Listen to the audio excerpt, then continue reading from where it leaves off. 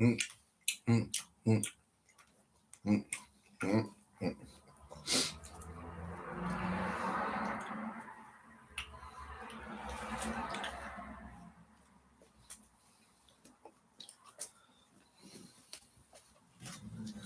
When you think about it.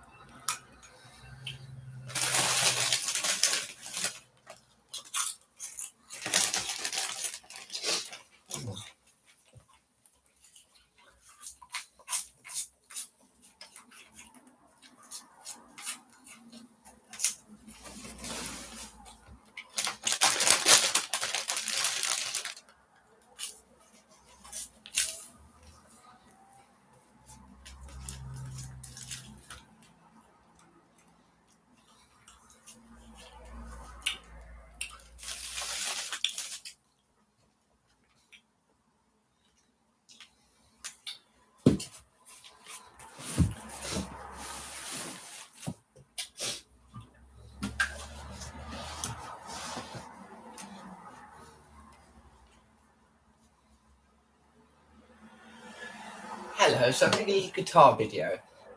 Probably not going to be very good, but let's see how it goes. I'm going to make it tune it first.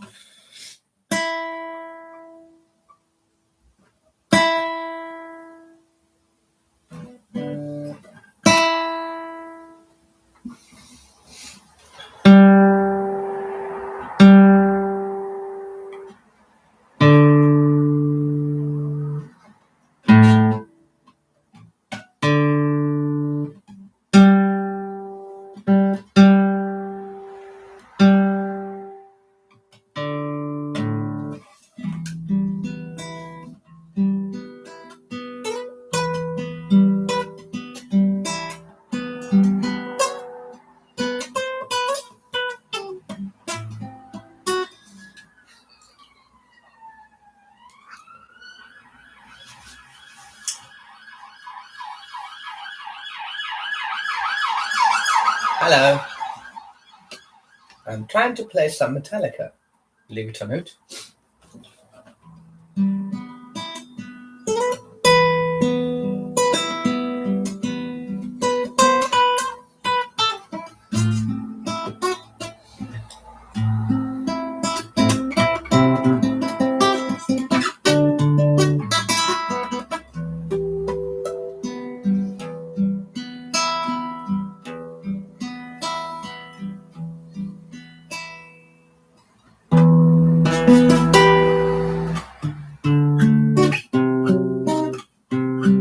It's been a while.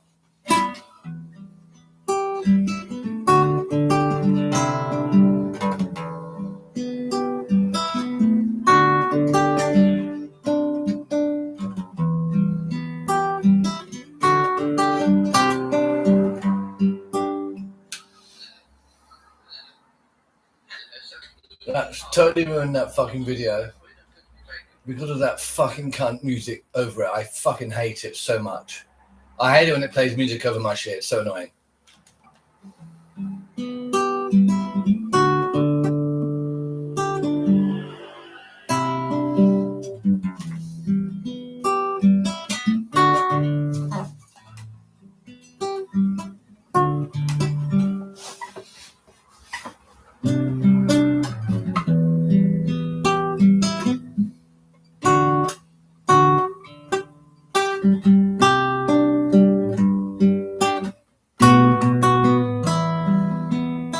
hard. I need to practice it some more. There's also this one, but you know.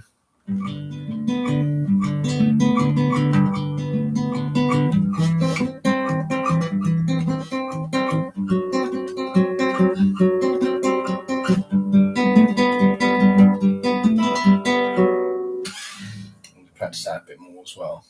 I only played 2 years guitar before I stopped. I haven't.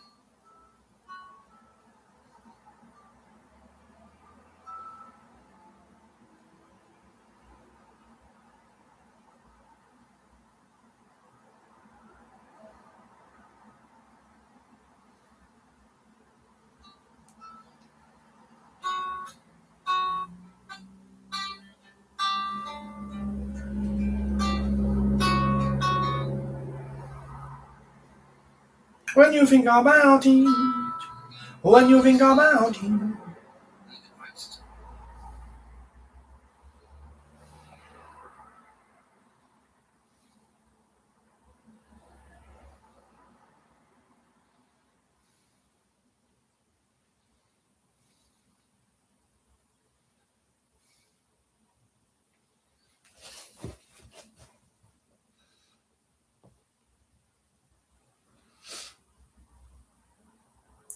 When you think about it.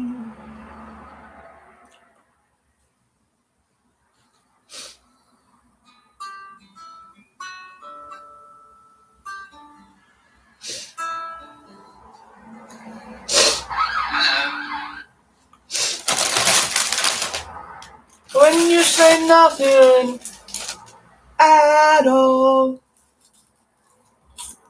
Is anyone there? Ah, come on, buddy. Please tell me somebody's there. Yes, otherwise I have no friends.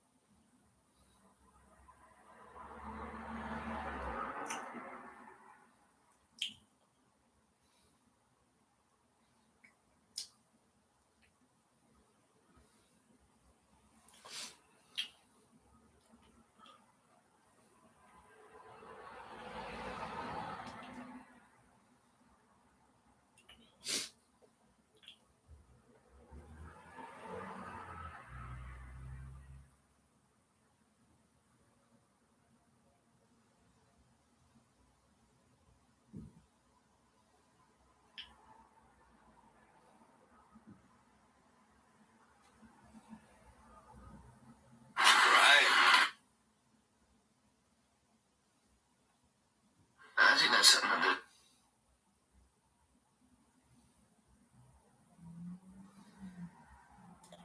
When you think about it, when you think about it, when you think about it, when you think about it, when you think about it, when you think about it, when you think about it,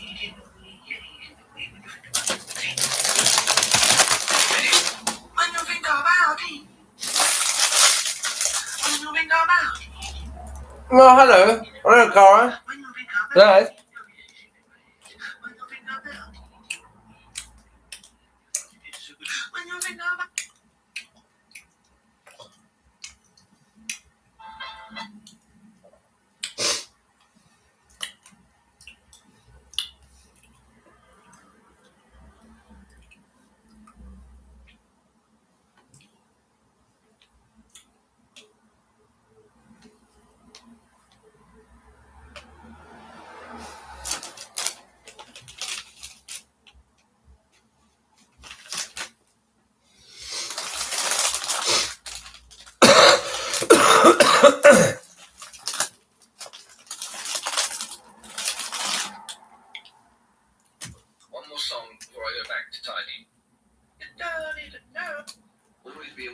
scammers. There's lots of scammers out there, but they'll do anything to get you to follow their channel.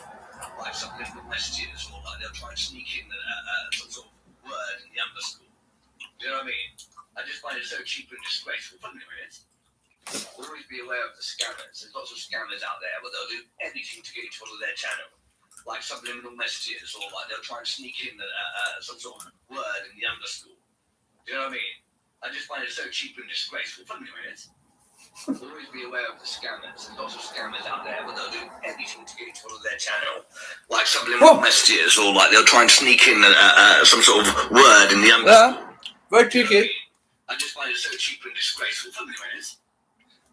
I'm always watching videos of myself. I mean, how narcissistic does it get? All day I'm watching videos of myself. It's so funny.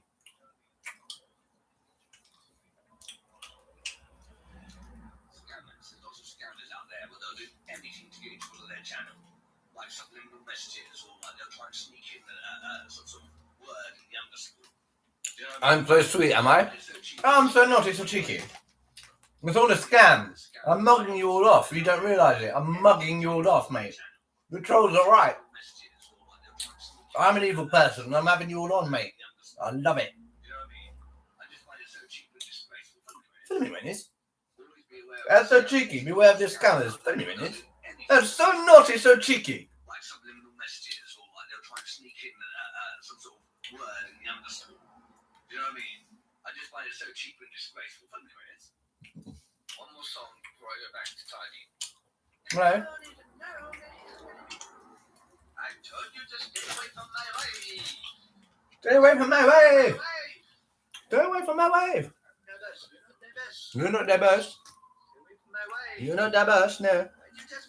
Why do you touch my wave? I told you to stay away from my wave. Stay away from my wave. Maybe I'll get some cucumber and some cherry tomatoes, and I'll make little sandwiches out of my shopping haul. That might be nice. And I should have some water. It's so loud with the window open. I've got the window open because it's a bit warm tonight. But it's so loud.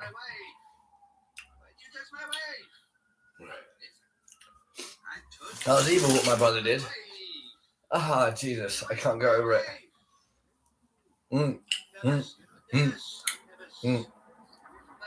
It's crazy when you think about it. When you did my wave. When you think about it.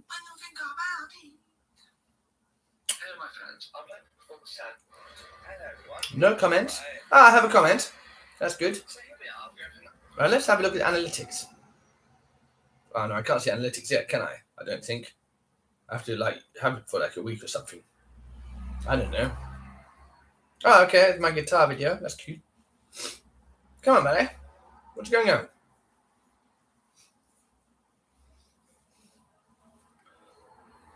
Come on. What's going on? It's taking too long to load. Ah, this is terrible news. Terrible news. Right. Now let's watch something then on the Xbox. I'm trying to relax a little bit. You got a fan on, have you? Yes, it's quite warm.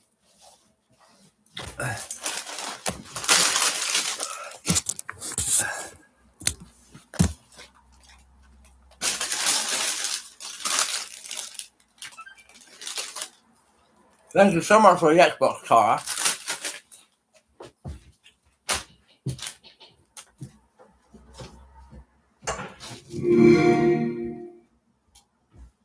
Hello. Oh, yes. There we go. Yeah, that's beautiful. No worries. Cheers. That put the fear of God into me, that knock. I put the fear of God into me. I swear down. Jesus Christ.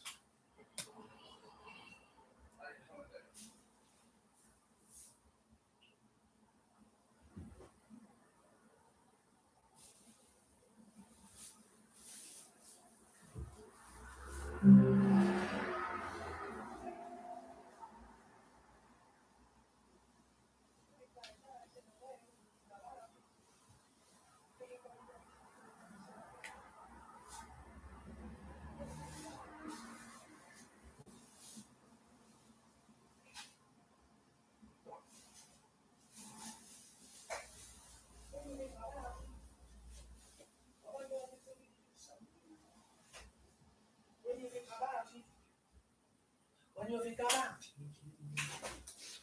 about it. When you think about it. When you think about it. When you think in a way, when you think about it in a way. When you think about it.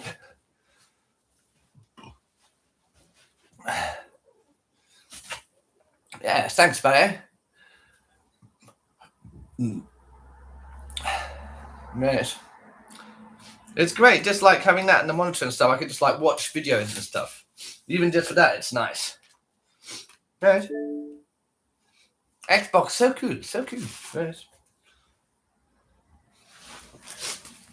I've never had an Xbox. I was a PlayStation if I got, But I'm not like, I am a PlayStation person, but they're the same basically. I mean, it's just that, they're basically not that different at all. And it's nice, I can sign into my Microsoft account in it as well, which is quite cool.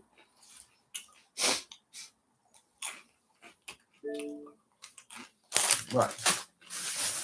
Time to make a sandwich.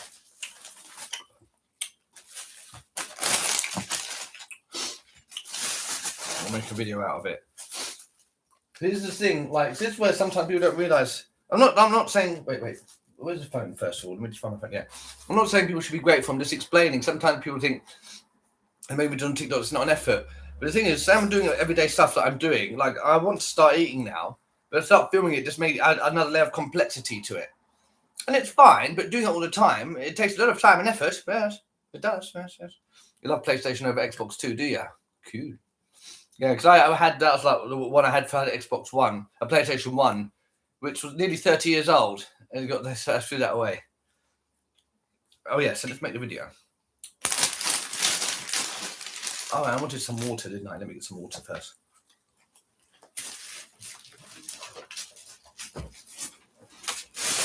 I'll do the bottom, yeah. I'll do some mustard. Cheese and mustard, that might be alright.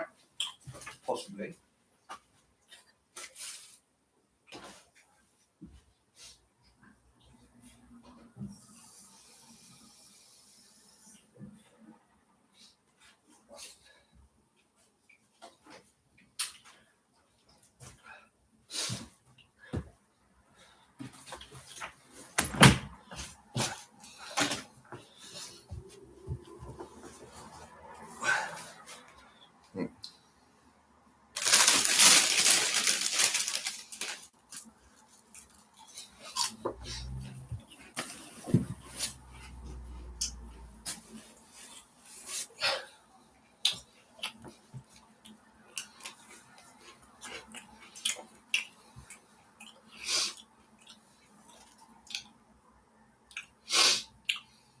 Hello, my fans, it's snack time.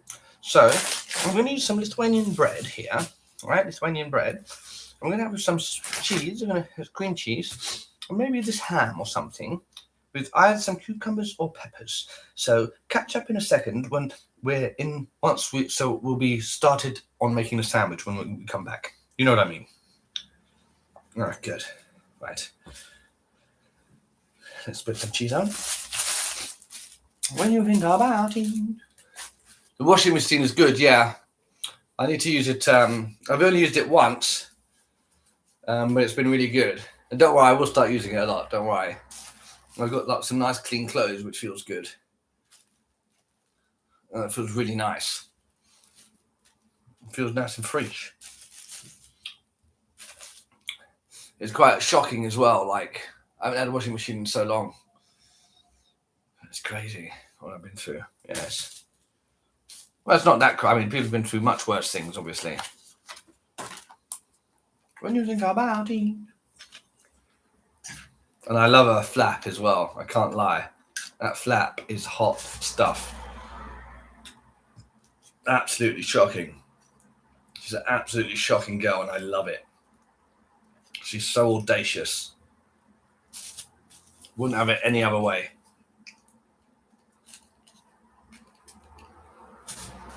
Absolute beaut. I'm going to make a video of me, like, making love to her.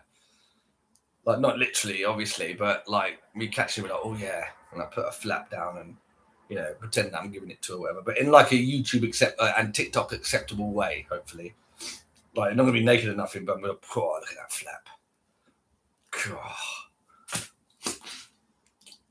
It's so ridiculous and silly. God, look at that flap. Oh, nasty.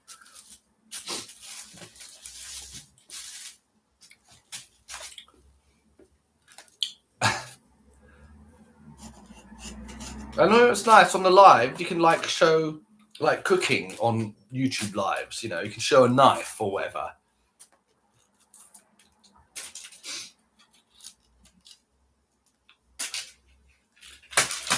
Maybe we're gonna have pepper on this one. I crack you up. That's good news. Good news. Right. When you think about it, I'm haddy beep. I'm haddy beep. Biddy beep. Biddy biddy beep beep. Haddy beep. Biddy biddy. When you The think United about it. States has just suffered its worst strategic defeat since the Vietnam War, and this may even become worse, a bigger defeat than the Vietnam War. Well, Iran has, in just 40 days, emerged as a rising fourth center of world power. And those facts, those strategic facts, are represented by the fact that the United States and President Donald Trump have accepted, true as a basis for negotiation, but effectively have accepted a 10-point peace plan, which is all in favor of Iran. Yeah, I tried doing hashtags before, but I just couldn't be bothered. Because I put out so many, but maybe I should put some hashtags in there. Middle East Report, your one-stop shop for all the news coming out of the region, and I'm your host, Ali Razamanji. Yes, think about it. Essentially, after a 2-week ceasefire was agreed between Iran and the United States and Pakistan. So where does this leave the region and the conflict at large? Let's speak to Professor Robert Pate from the University of Chicago, who joins us now. Hello to you, Professor. Yes, hi, good to speak with you. So we've spoken before. So tell me now, what's your assessment now that this conflict is over, apparently, and who's effectively blinked first, I suppose? This is not a ceasefire. This is a shifting global power. So what you are witnessing, and this is why it's unclear will the ceasefire hold, is a massive shift that has been occurring, and it will.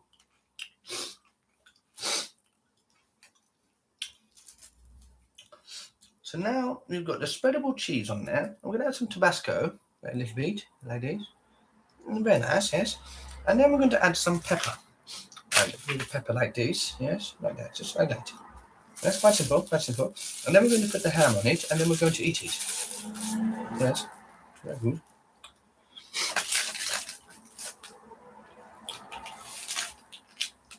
And now we're putting the ham on it, yes, like this, yes. Very good. And now we're going to eat it. And here we are at the mouth cam. Let's give it a go. Minute.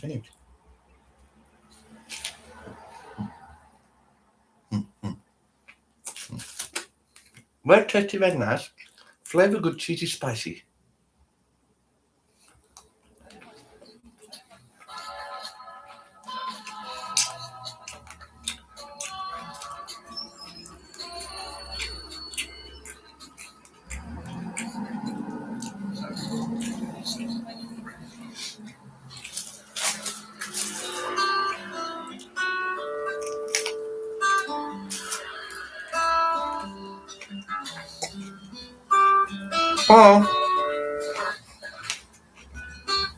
I'm eating bread and cheese and ham. Right, good night, Cara. Sleep well. We're having a wonderful time, It's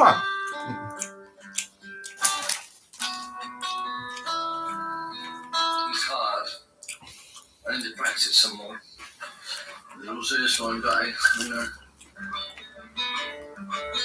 And then like that, it's next time. So, I'm going to use some Lithuanian bread here. Alright, Lithuanian bread. I'm going to have some cheese, green cheese, maybe this ham or something, with either some cucumbers or peppers. So catch up in a second when we'll be started on making a sandwich when we come back. You know what I mean? So now we've got the spreadable cheese on there. We're going to add some Tabasco. Let it beat. That is. Very nice, yes. And then we're going to add some pepper. Pepper like these. Yeah, like that. Just like that. That's quite simple, quite simple. And then we're going to put the ham on it, and then we're going to eat it. Yes. Very good. And now putting the ham on it, yes, like this. Yes. Very good. And now we're going to eat it.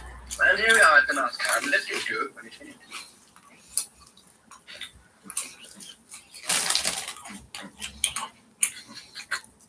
Very tasty, very nice. Very good, cheesy, spicy. Hello, my fans. It's snack time. So I'm going to use some Lithuanian bread here. Right, Lithuanian bread. I'm going to have some cheese. I'm going to have green cheese. Maybe this ham or something. We'll add some pickles with peppers.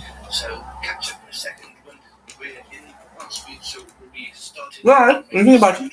Come back. You know what I mean? So now we've got the spreadable cheese on there. We're going to have some Tabasco. Like this, beat. Like this. Very nice, yes. And then we're going to Very tasty in my belly. pepper like this, yes, like that, just like that. That's quite Also simple, nice. simple. And then we're going to put the ham on it, and then we're going to eat it. Yes, very good. And now putting the ham on it, yes, like this, yes. Very good. And now we're going to eat it. And here we are at the last time. Let's get to it.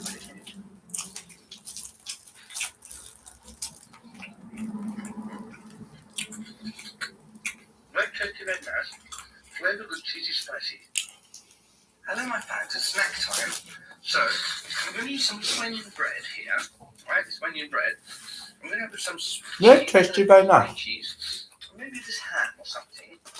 Occur even more in the future, but it's a shift where the United States has just suffered its worst strategic defeat since the Vietnam War, and this may even become worse, a bigger defeat than the Vietnam War. Well, Iran has, in just 40 days, emerged as a rising fourth center of world power.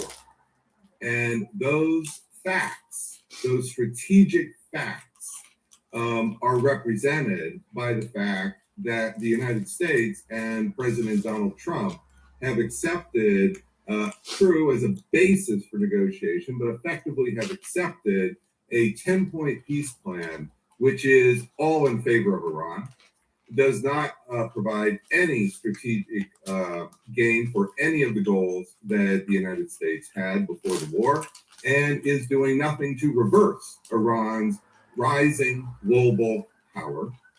Iran, of course, on the flip side, has gained the opposite. It has all of its enriched uranium.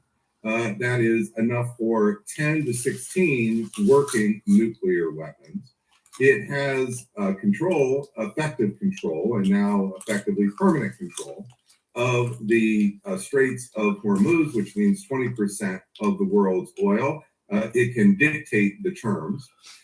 And then over the months and years, it will be able to get that greater oil revenue, that greater power, and almost surely fashion nuclear weapons. There is not going to be anything that the United States can do about that, or the world can do about that. There are no on-site inspections in this 10-point plan. They're not even mentioned whatsoever. And the fact is, Iran has gained so much power that, of course, the next step would be to fashion nuclear weapons. You could expect maybe 6 months before the first nuclear test, maybe a year, but not 10, 20 years into the future, the way we were thinking with the Obama deal some years ago. So these are the geopolitical realities. And this is not just about a ceasefire. Again, this is a new balance of power in the world. Yeah, to surmise that in some ways, this is not, you say it's the fourth sort of center of power. It's a strategic failure in short as well. Now, Donald Trump, in the last sort of hour or so, he said the United States will work closely with Iran, which has gone through what he calls productive regime change.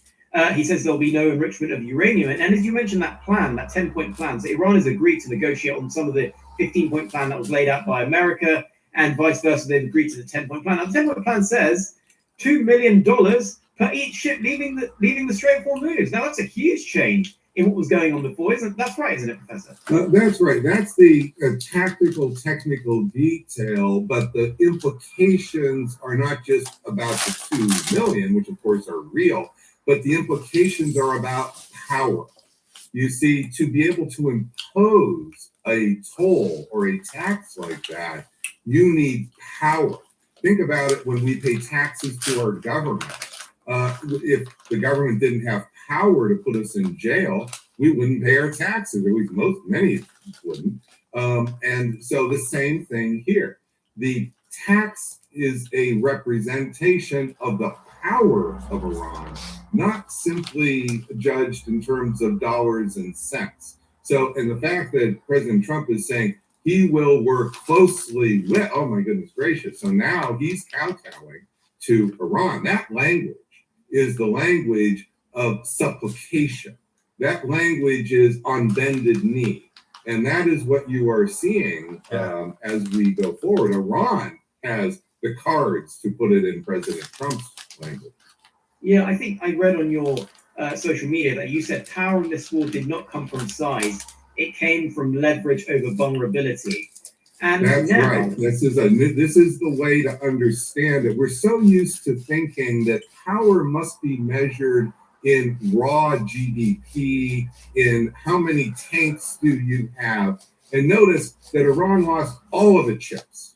It lost all of its visible conventional power, the way we would normally count this, and now controls the Strait of Hormuz and has effectively got its grip around the artery of the world, and it's extracting political gains from this.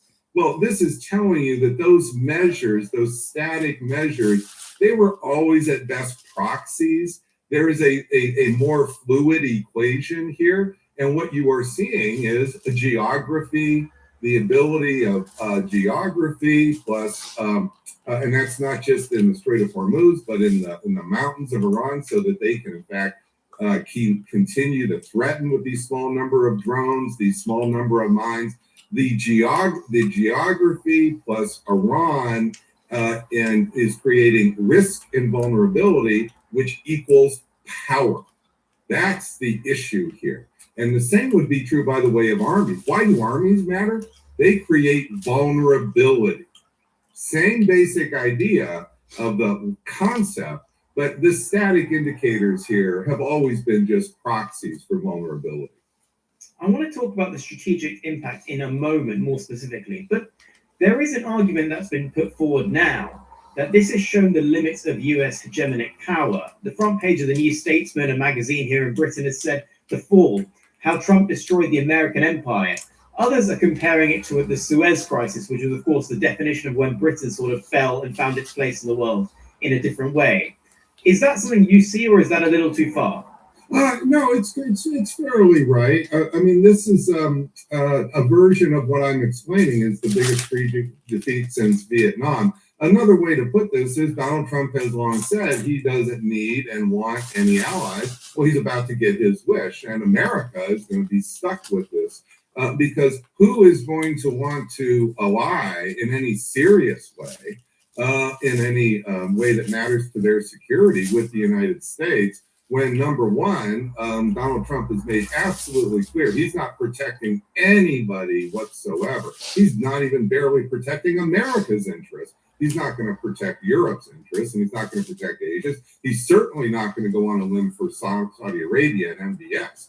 So right away, everybody sees that, but it's even worse. He threatened to kill and annihilate 92 million people, to commit the worst mass genocide in history. So it didn't happen, but the genocidal intent was there for all to see. So now, on top of the fact, you have to ally with a partner that will not provide any security for you whatsoever.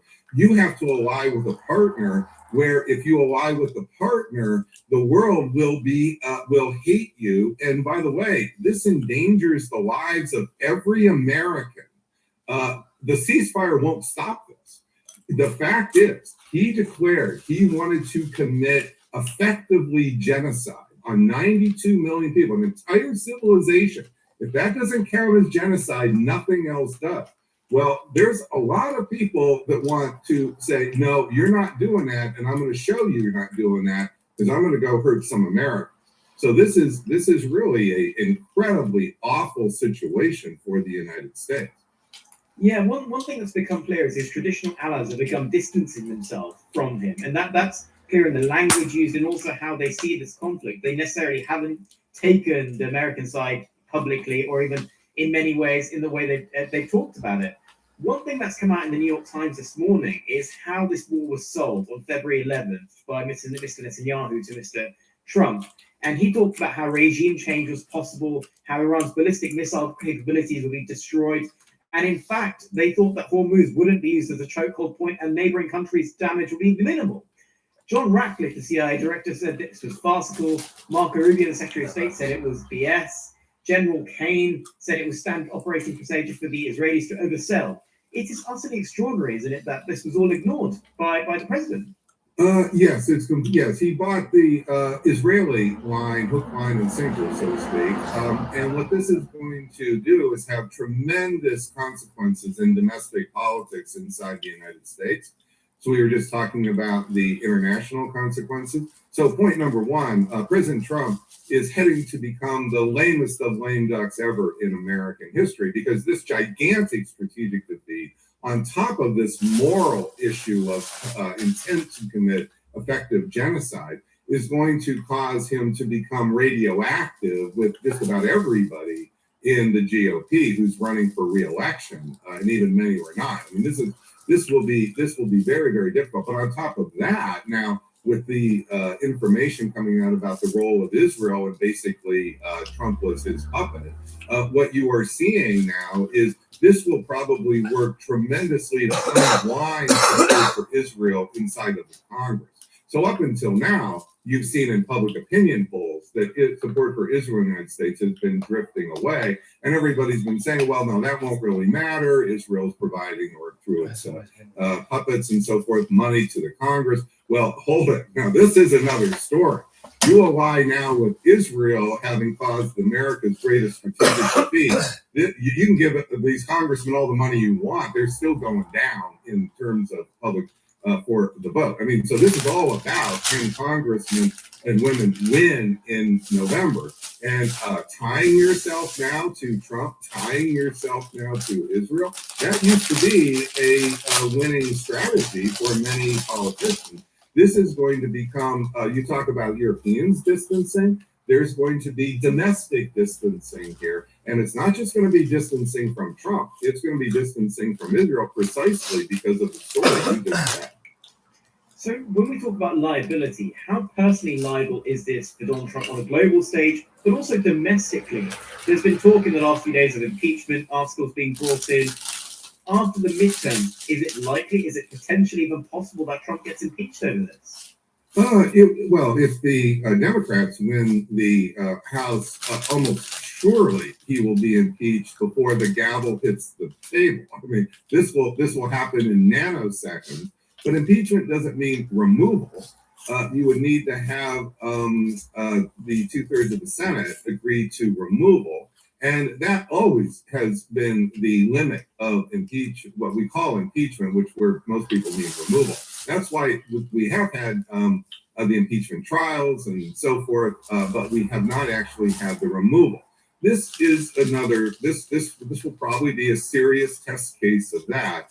I suspect that even the Democrats will probably want Donald Trump to stay around as a lame duck because he's the perfect Jimmy Carter, Lyndon Johnson to run against. He's so damaged and so weak. Why would Democrats want to allow a stronger Republican president to come in? Yeah, oddly enough, it's now the Republicans who have the most interest in removing Donald Trump and finding somebody else, a JD. It could be Rubio. It almost doesn't matter at this point.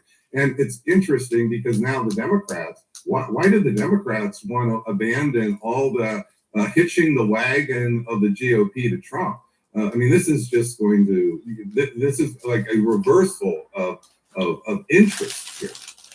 So when we look at the politics of this, Will President Trump in future be known as the US president that lost the Middle East? Are we looking at a sort of a domino effect of maybe bases closing and slowly a sort of disintegration of American power in the region? He's going to be known as the president that created a nuclear-capable oil hegemon in the Middle East. Now, that means you could say lost the Middle East. That's kind of pushing it a little further out. The big thing that we see right in front of us, this will not be years away, we won't need history to judge, is that Iran has emerged as a nuclear-capable oil hegemon, controlling more oil than any other state in the world. 20% is greater than America's, 16% is double Russia's 11%. And that is an oil hegemon where Iran could actually exert even more dominance in the Persian Gulf. The next few years, need to expect they will make great efforts to topple MBS. That is the leadership in Saudi Arabia. You may find the leaders in Saudi Arabia kowtowing to Iran, which of course would be a complete reversal. Who could imagine that? Well, this is because the leaders in Saudi Arabia and the UAE, they're going to have to seriously calculate where is their survival.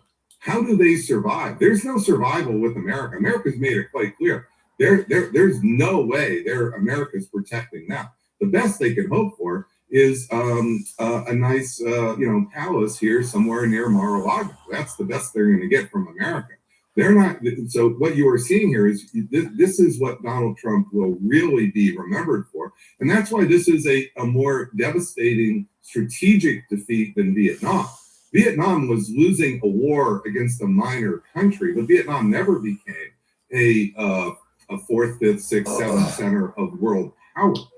This is what's happening, and Donald Trump caused it.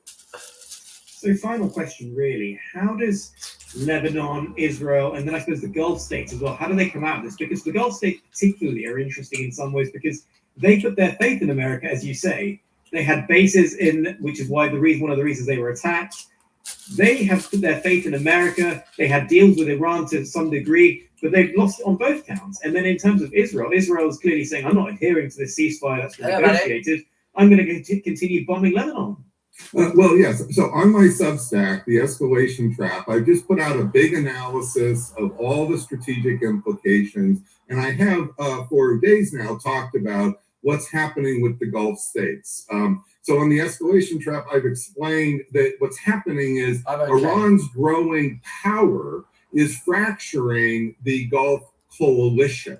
So you're getting three pools of reactions. You're getting the reactions of states immediately bandwagoning with Iran. That's Iraq, and that's why Iraq's been able to cut some deals. Then you're getting those that are more in the middle. And that was Qatar and Oman. But if you follow the 10-point planning that you just it's okay. It's leaders, okay. Not that they're great. now working with Oman. So Oman's gone from being neutral to the bandwagoner here.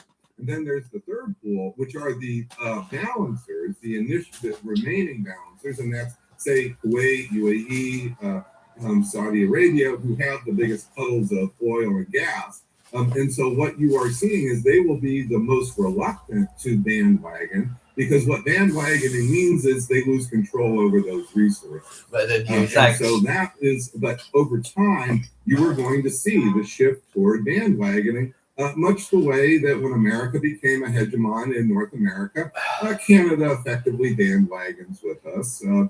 You see, it's just true. We don't like to talk necessarily in power terms, but that's what's happened for many, many decades.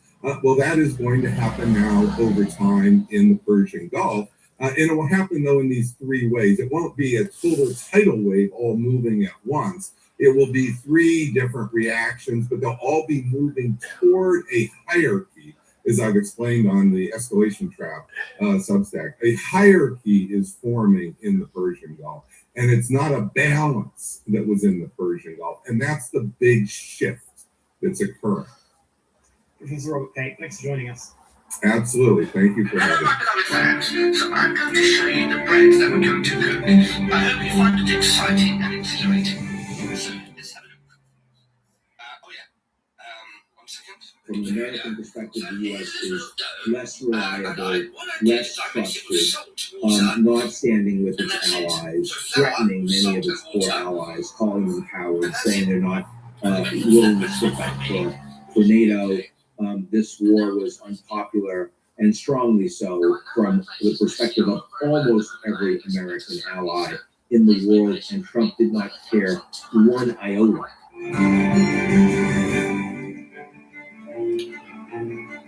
Hi, I'm Fergus McPhee, and welcome to the Trump Report. You can watch us every day, Monday to Friday, on our YouTube channel, and you can also listen and follow the show wherever you get your podcasts. You'll also be able to find the Trump Report on the socials. Just search for us on Facebook, Instagram, and TikTok.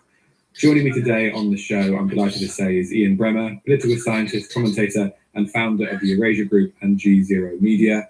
Ian, welcome to the show. Hi, Fergus. Good to be with you. Good to have you with us.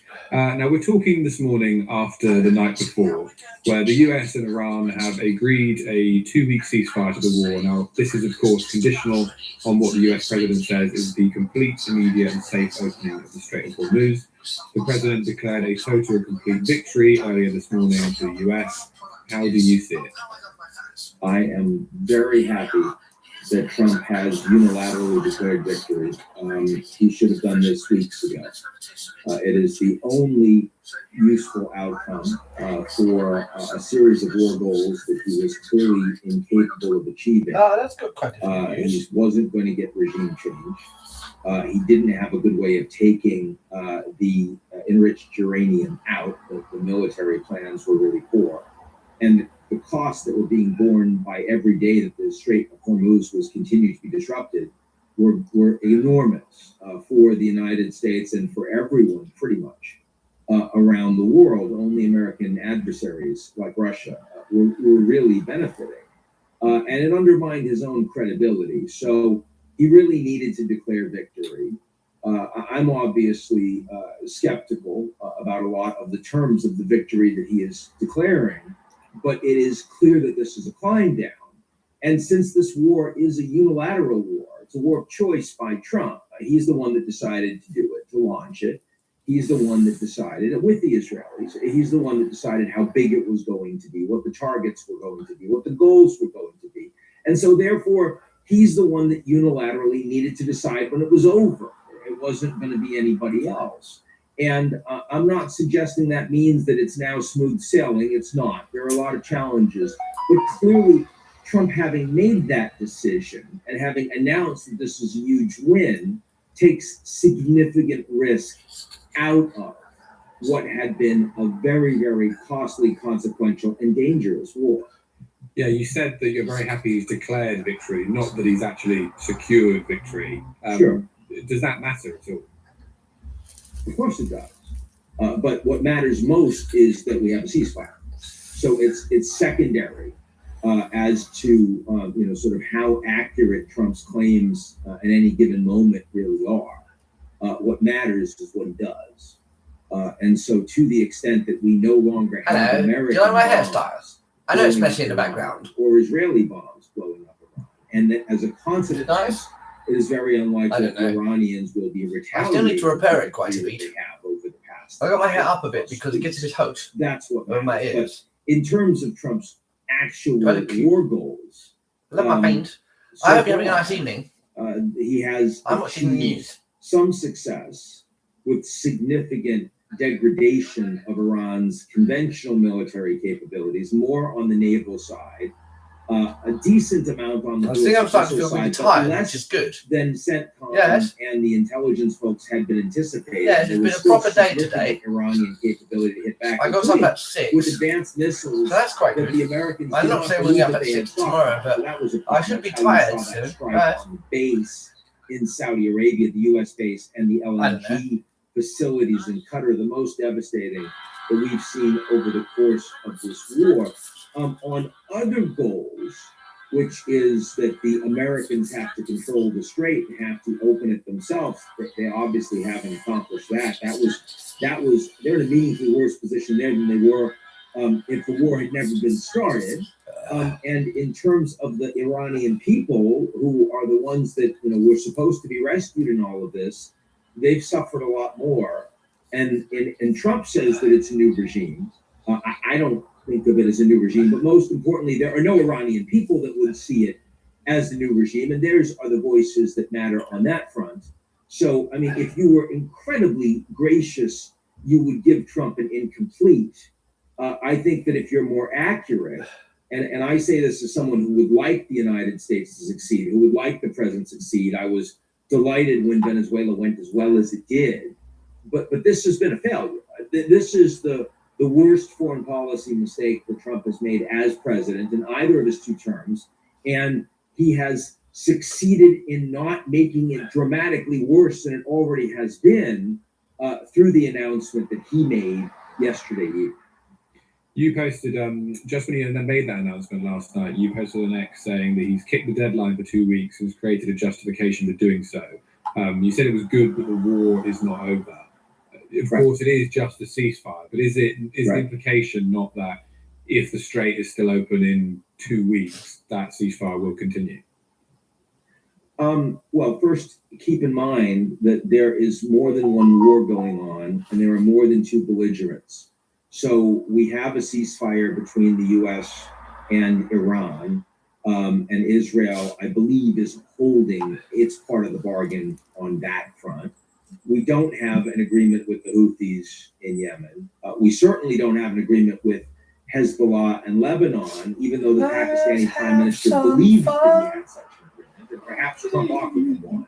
But Netanyahu, the Israeli prime minister, very quickly came out and paid to that Narcotic production. question.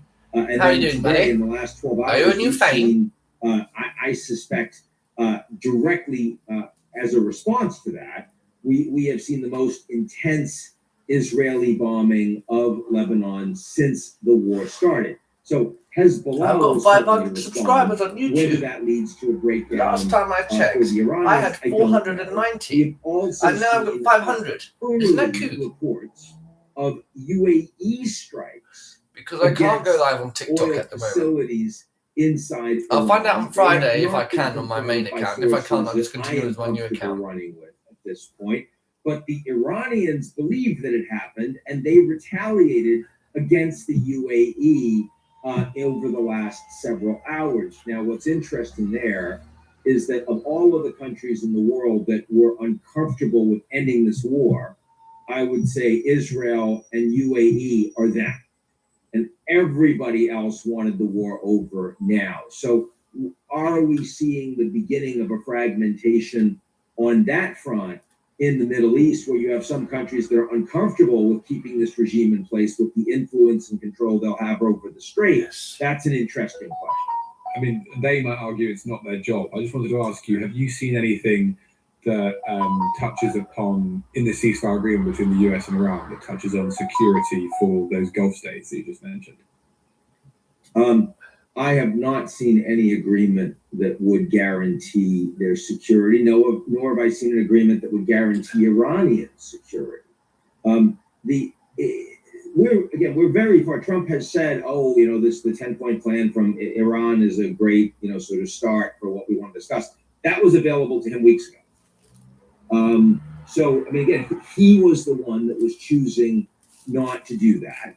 And the biggest problem he had is that it wasn't going to look like a win by keeping the regime in place and allowing them to continue to have dominion over who does and doesn't get through the Strait. Trump has gotten over himself. That is the thing that has changed here, right? Now, there are reasons for that. The costs to the markets and to the economy, the fact that the Iranians have been patient and have been more militarily capable, the nature of the internal briefings that Trump has gotten as to military capabilities, including from boots on the ground that he is deploying and that are still heading to the region, but the opportunities to deploy them effectively and safely, that window still does not exist, and probably won't for a minimum of another several weeks, 3 or 4, so the 2 weeks don't bother him there. But the real thing that's changed is Trump's decided that he's prepared to lump those outcomes, that he can deal with it. That's really the only meaningful that has changed, things that has changed in the last 24 hours. You mentioned the 10-point plan that's sort of been on the table for a while.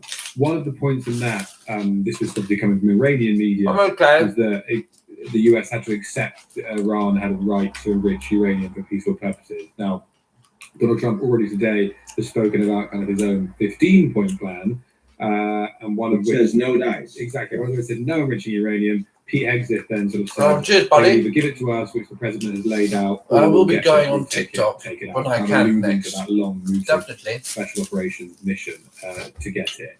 I mean, Yeah, they don't. The special operations mission does not look feasible at this point. Everyone in the military is saying you really can't do that. It's too hard. It's too dangerous. It would take too long. Troops would be very, very vulnerable in that environment. Trump has also said that essentially you can entomb it, so you can do more damage. It's under more rubble. You've got satellite coverage, and to the extent that they come back and want to grab it, then you're prepared to engage in strikes again. Now, would you do that? Is a mow the grass strategy from the U.S. or from Israel feasible in 6 or 12 or 18 months when the Iranians are controlling the strait and have deals with all these countries around the world? And you know what the consequences are going to be. If the Iranians believe that it won't be feasible, it makes it more likely that a long-term ceasefire can stick. Yes, that's you're my itself a level of security guarantee that You they go on my would line have, often. that they didn't have before the war because they didn't Yes. ever show that leverage would work. So in some ways, the American war You're always has very made nice. the Iranian regime Yes. feel a little bit more secure.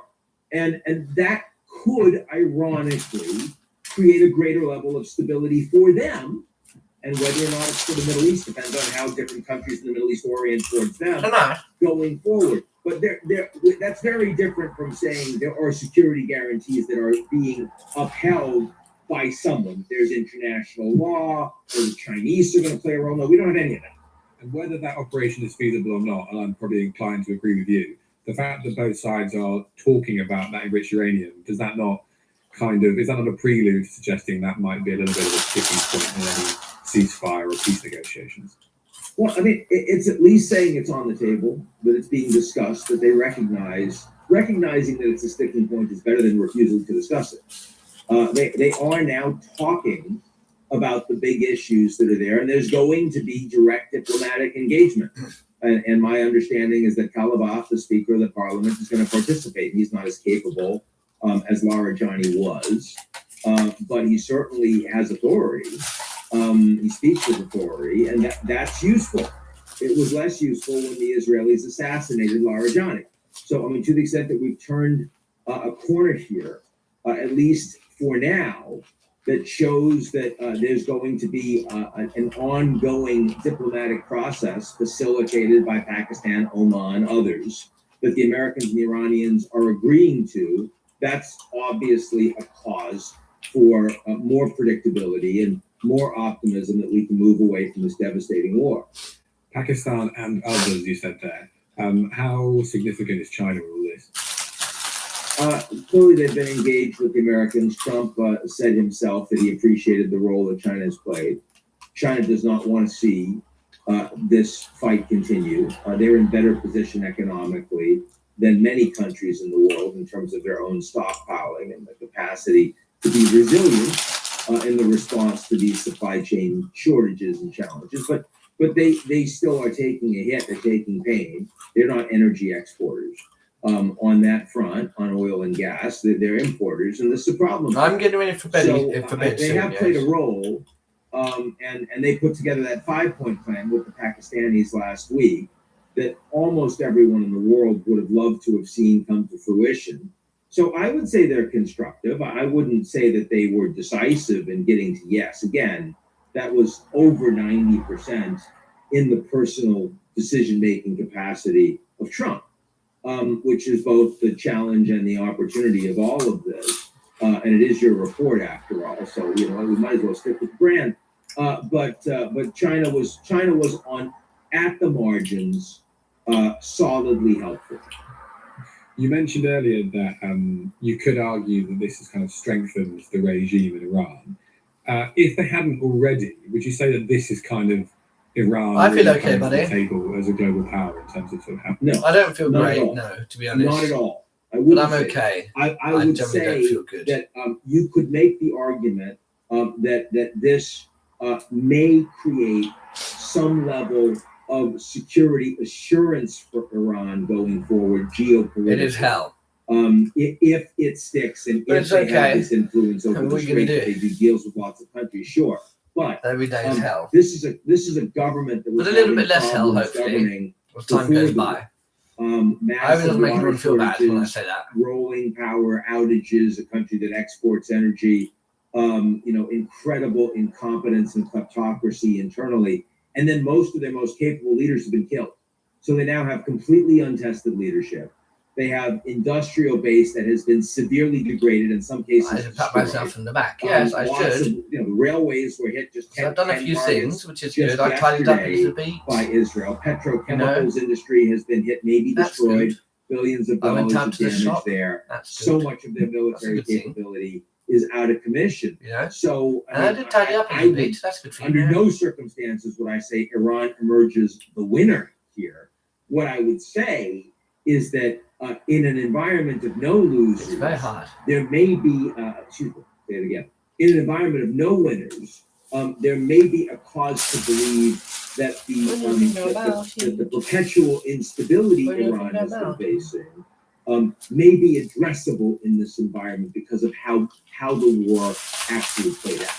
And on the American side, at least from a PR perspective, have they been weakened by this? From an American perspective, the U.S. is less reliable, less trusted, not standing with its allies, threatening many of its core allies, calling them cowards, saying they're not willing to stick up for NATO. This war was unpopular, and strongly so, from the perspective of almost every American ally in the world, and Trump did not care one iota. Also, Trump showed that despite all of the things, the fire and brimstone that he was discussing, he ultimately backed down when faced with an adversary that was prepared to cause more pain than he expected and to tolerate. Which is a little bit of a trait of his, right? Sometimes when we he saw saw the the China, rhetoric up, he actually ends up stepping back. Correct. Yeah, this is the taco versus Fafo scale that I was talking about back in January. And when the Chinese showed Trump that they were willing to give as good as they got, and also had tools to really hurt the American economy, Trump was forced to the table. Now, the Iranians are far weaker than China. So for the Iranians to be able to show that they can wait out Trump and force him to blink. And I mean, look, it was clear to me yesterday morning when he posts a genocidal threat, which I did not take seriously for an instant. It's enormously embarrassing. It's utterly inappropriate. It's contrary to every value that the Americans in principle stand for. It undermines American power and influence globally. But it was not something that Trump was going to do. At no point was he going to, blow up all of Iran's infrastructure capabilities in 4 hours in the evening. Not only because no one around him thought it was a good idea, but also because it would have been devastating for the United States and for him personally. So he painted himself in a corner. He made these increasingly outlandish threats. And, if he had been in any way sensible about it, he would have climbed down when it was much less costly to do so, much less embarrassing to do so, a week ago, 2 weeks ago, 5 weeks ago. He chose not to, in part because he's a child. Right? In part because he refuses to listen to anyone outside, that he's so confident because he knows better than anybody else. And his own people won't give him their clear, unvarnished views. They say they will. And then when they show me their text to the president, it's so much more flattering and careful and cautious. And they want to stay in his good graces. And this is the absolute worst way to manage somebody like this, because it makes him think that he's God's gift, when in reality, he's the most incompetent policy practitioner as president that the Americans have ever seen. And that combination has really, sometimes it plays well for him, the madman theory, when he's much more powerful than another actor, he gets what he wants. At least in the short term, he gets a lot of wins that way. That's how Venezuela worked. to America's credit. But on this one, it was really disastrous. And when he made that post, obviously in the morning, I mean, he kind of did have at least the media world sort of on strings all day. I don't want to put words in your mouth, but am I right in thinking you're of the view that with posts like that, where you should be looking is to the markets? Well, also, you should just understand reality. You didn't need to know the markets. You also could have understood geopolitical reality and what the consequences would have been. You also could have read the whole tweet. I mean, the last tweet was, I think it was God, the last sentence of the same tweet was, "God bless the Iranian people." So it wasn't even internally coherent. So why is it that 99% of the press coverage that I saw only talked about the genocidal threat and not the bit at the end, acting as if the latter bit didn't exist? And I find this incredibly frustrating about the media. I mean, in the same way that I got into a spat with one of the most well-known Trump watchers a couple of days ago, this fellow Aaron Rupar, who I think is a well-intentioned guy. He's not a bad human being, but he was like, "Trump's going to use a nuke."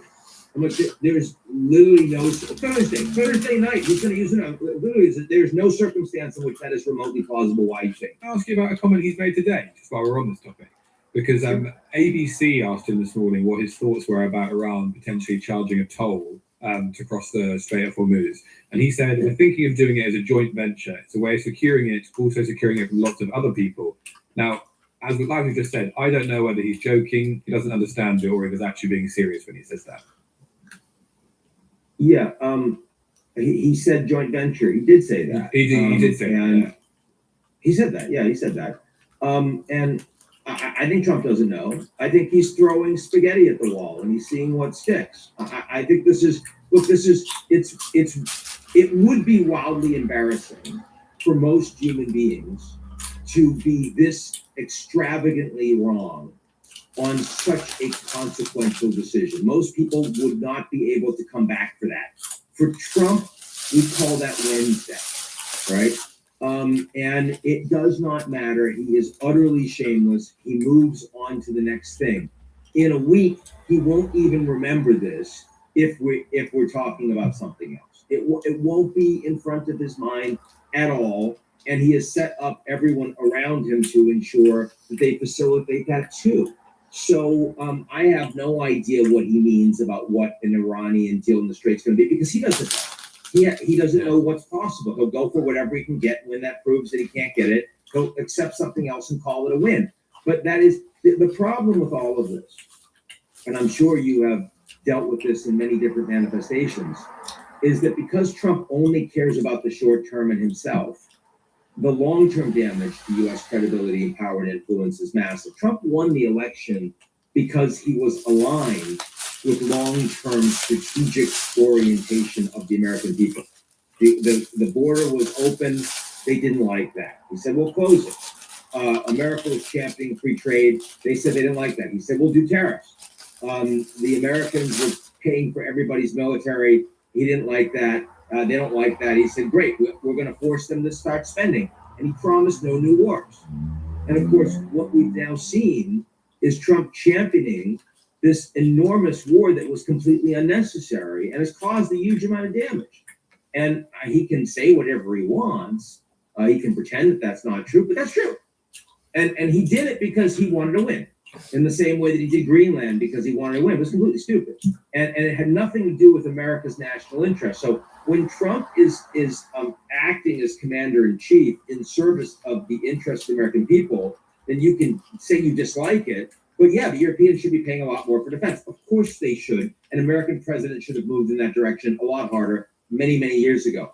But when Trump is promoting a policy that benefits himself at the expense of the nation, that's treasonous, right? And yet we see that all the time. And on the former, he should be supported and praised. And on the latter, he should be impeached and convicted.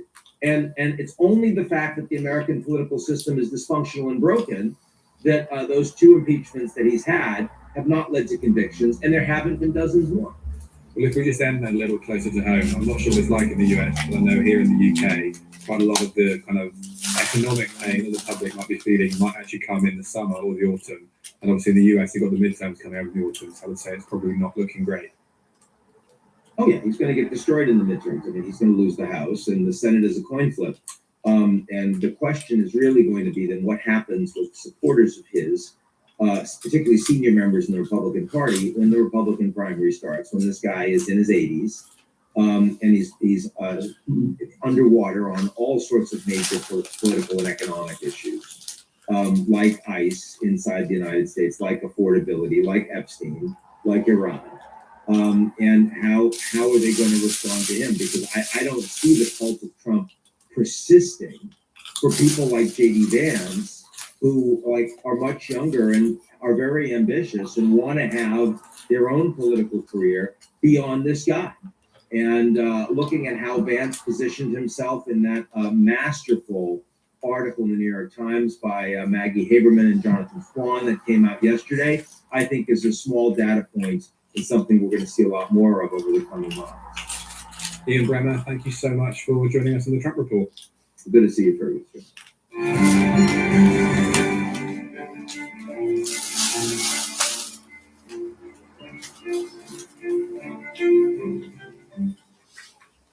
The situations portrayed in this program are very dangerous. They have been performed by trained professionals in order to replicate worst-case scenarios of real-life hazards. Viewers should not, under any circumstances, attempt to replicate any of the situations presented in the program. Coming up on House Hazards, it's home demolition with a twist. Fire in the hole! A turn.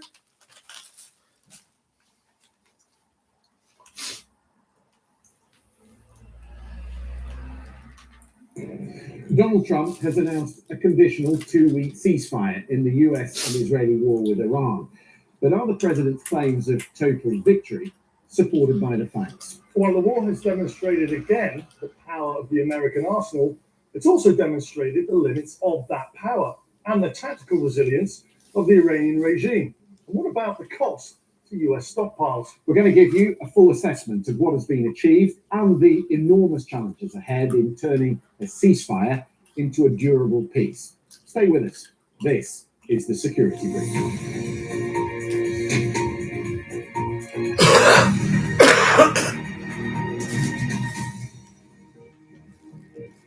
So, Mikey, this is really a stock take of what has been achieved, delivered since February the 28th, and the enormous challenges that remain. Well, let's remind ourselves at the outset what the objectives for the US administration were.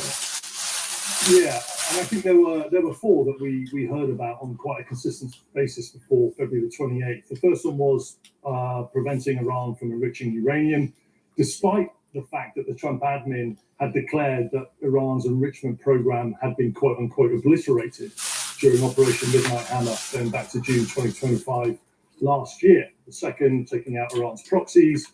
Two main proxies that we're really talking about there are the Popular Mobilization Forces in Iraq and Hezbollah in Lebanon. Then there was the third, which was Iran's ballistic missile program, destroying that, and then regime change.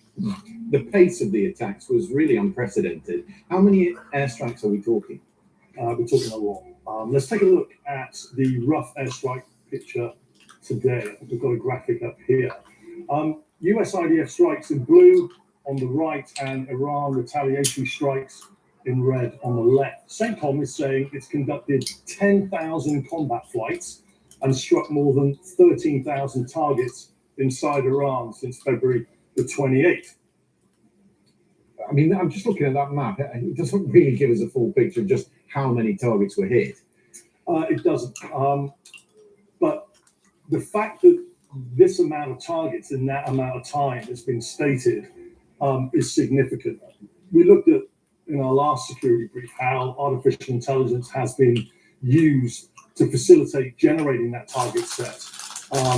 It's called the kill chain in military parlance, but effectively the precision-guided munitions process. And to give an example of how that has evolved over the last couple of years, the IDF used a similar AI system in 2023 on Gaza, and that took them from developing around 50 targets a year to 100 a day. So you can see how AI has rapidly improved that. Unless we forget, the war started on February the 28th with the elimination of the Ayatollah. Yeah, so this is evidence that the US started with the objective of regime change. That was cited back in the original objectives. In the military, we call this strike what's called a TST, time-sensitive target. And they're calling it a decapitation strike for obvious reasons. Let's take a look at the bomb damage assessment footage that was released by the IDF on the Ayatollah strike. So basically, a TST, time-sensitive target, it's a window of opportunity, if you like. And that was based on the location window of the Ayatollah opening up, actually, along with many other high-value Islamic Revolutionary Guard Corps leadership targets in the same location that the Ayatollah was based in the bunker in Tehran. Yeah, and likely that Mustafa Khamenei was in that same compound. I think his wife and members of his family were killed. We haven't seen him since. There were other high-profile targets that were taken out as well. Yeah, about 40 high-value targets removed. Can that be defined as regime change? Well, look, killing high-value targets does not correlate to regime change. Regime change, sort of the stricter definition of it, is much broader. It's way more complex than taking out just political leadership. It's about the governing system. So Iran's theocracy, that still stands, for example. And it's about the institutions that keep the political leadership in power. So you've got the military, you've got the police and the court system, the judicial system, that's all still there. And if you were to look at for a precedent of that, you really only need to look back at Iraq in 2003 and the way in which the US and the Allies removed Saddam Hussein. Yeah, you were right in the middle of that. You were reporting from there, and I was operating inside there on 3 tours. So for sure, regime change through what we call hard power, so military conflict, has never worked in contemporary military conflict or history, as we witness, as you say, in that catastrophe in Iraq. Can we look at the other pre-conflict objectives, specifically the ballistic program? Because it stands to reason, it's quite obvious to people that program exists in some shape because they continue to fire. Right. Iran had, and still likely has, if I'm honest, the most diverse and sizable ballistic missile inventory in the Middle East. And that includes hypersonic missiles like the Fatah 2. That's a Mach 5 plus missile. That Mach 5 plus is 5 times greater than the speed of sound, although we know they can go much more than that, some estimates up to Mach 13. But it's also got this hypersonic glide pod. We were speaking about this on the security brief, which allows the warhead to change trajectory in the middle of flight. And that makes them way harder to hit. And a significant amount of those missiles, as we can see here, are stored underground. Well, and that's impossible. You look at the length of these tunnels, it's impossible to take all that out in airstrikes. You'd need consecutive airstrikes, and you'd need eyes on the ground to know that it had been fully demolished. Right, you need human intelligence to be able to indicate where they were. Look, after 2 weeks, the US stated that Iran's missile launch volume was down by 90%. I think that's probably fairly accurate. Analysis by the Institute for the Study of War says medium-range ballistic missile launches are, quote, severely degraded. Note the medium-range ballistic missile capability here from what the ISW is saying versus what the Trump administration, which was saying just ballistic missiles. Yeah, and I know there was intelligence that tunnels had been destroyed, but in fact, they were digging out the missiles which were still intact, which speaks to the difficulty and the resilience of it, and still, as I mentioned, still able to reach Israel and, of course, Gulf neighbors. Yeah, let's take a look at the graphic again of Iran's retaliatory strikes. This graphic shows you just how broad Iran's ballistic missile capability was or is. I mean, if you look at Israel, over in the far left of that shot, and the cluster of red dots, it's received a huge amount of incoming, but Israel's Iron Dome air defense network has absorbed a significant amount of those attacks. So the Tamir missile system out to 70 kilometers, that's shorter range, David Sling out to 300 kilometers, and the Arrow 2 and 3 out to beyond 1,500 kilometers. But it's important to say that Iron Dome is kind of that generic word that's used for all of it. But I'm looking at that map on the left there, and that veil of security that the Gulf states had established, which was crucially important to their domestic economies, there was this accommodation with Iran. That has all been shredded. Yeah, I mean, if you just look at the map on the left, and look at the Gulf states that have been targeted from top to bottom, strikes in Iraq. Look at Kuwait, a huge amount there.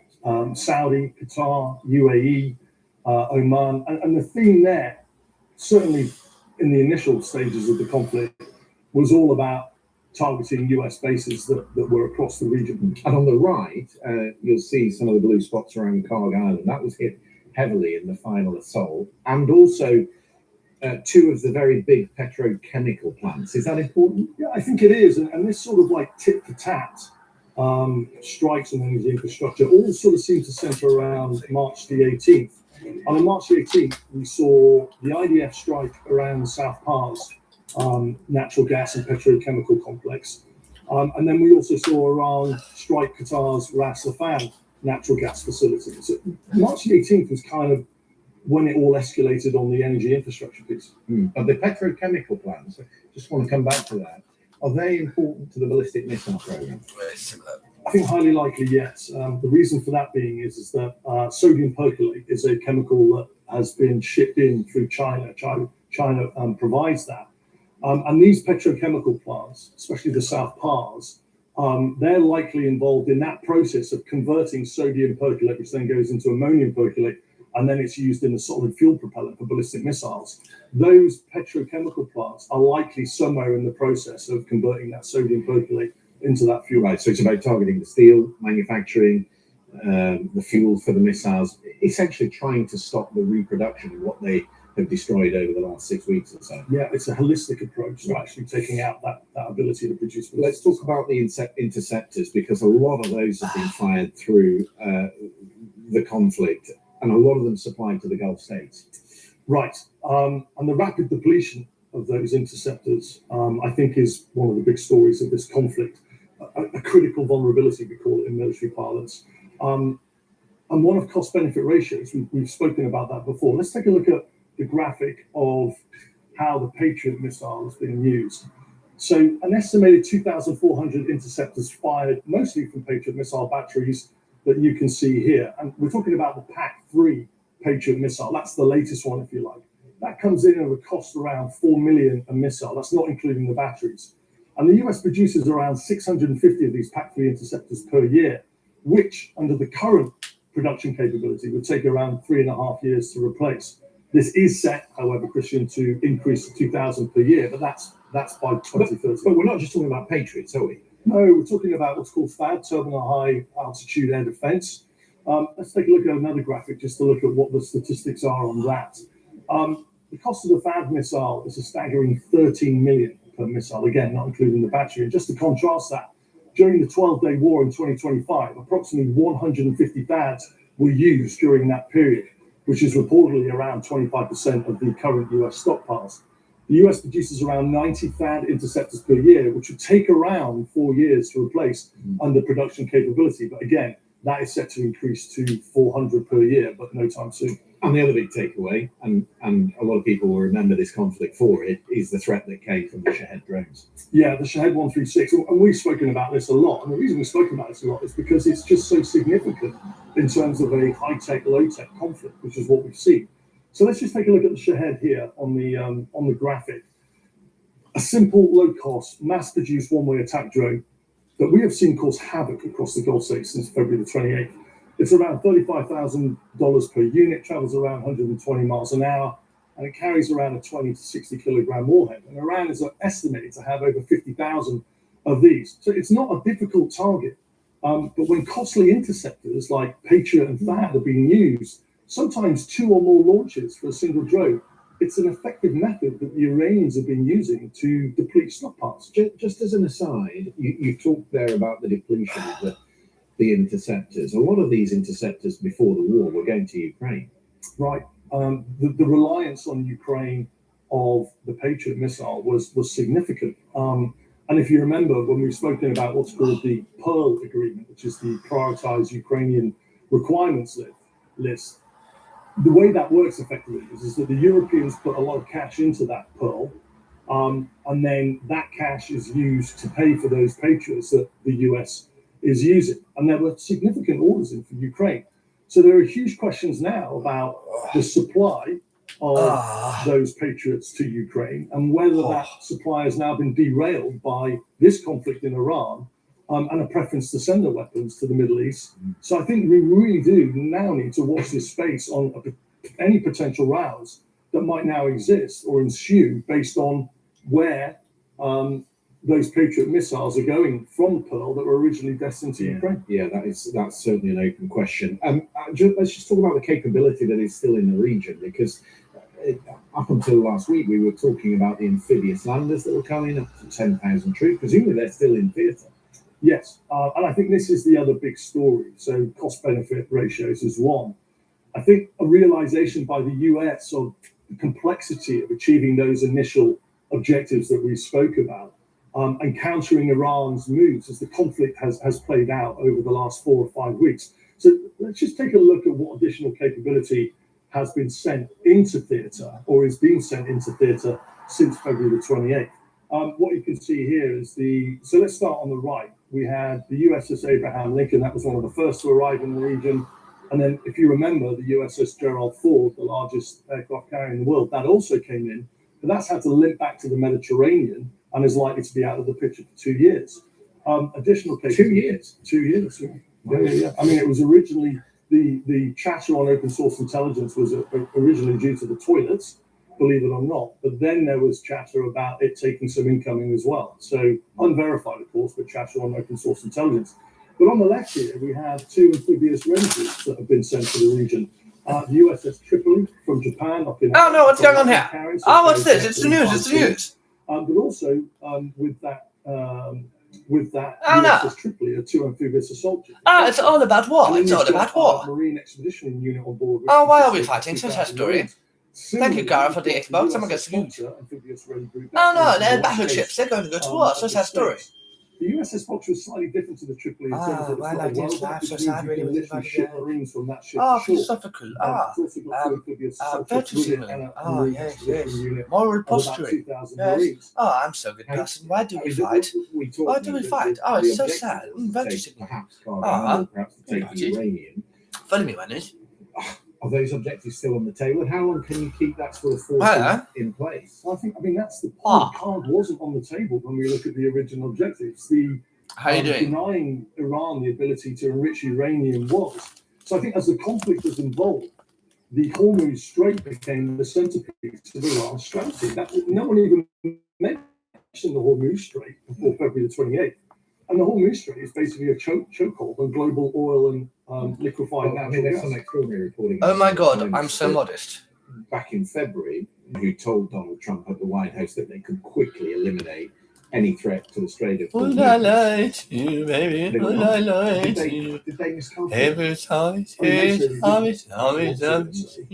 would I lie to you, baby? Would I lie to you, baby? Relinquishing Iran over that strait would be a huge. When you think about it, would be hugely risk-on in terms when of you think about it, there would be risks when you think about assets like the amphibious raid groups that we've just seen. When you think about it, when you think about it, when you think about it, such a good something that we're going to say something about it. As any appetite for it, you've got to remember that everything that we've seen in the first 2 to 3 weeks of this conflict has been purely air power, without the idea of putting troops on the ground. It's only subsequently that's become an issue. And when you consider this Oh my God, in the context of the objectives you set out at the top, it became then about the Strait and about reopening the Strait. It became about the global economy and the threat to oil supplies. Right, and threat to oil supplies for Europe, for Asia, for China, but not the US. So it wasn't, and it isn't, and wasn't ever a US problem. So who then, to sum up, are the real winners in all this? So Russia, number one, without a doubt. Oil sanctions lifted, price of oil increase, and global attention diverted, especially the media, diverted from Russian strikes on Ukraine. So there's no doubt that Russia is a benefactor. Obviously, US capability is massively diverted from the Indo-Pacific, including the Tripoli that we saw, that sailed from Okinawa.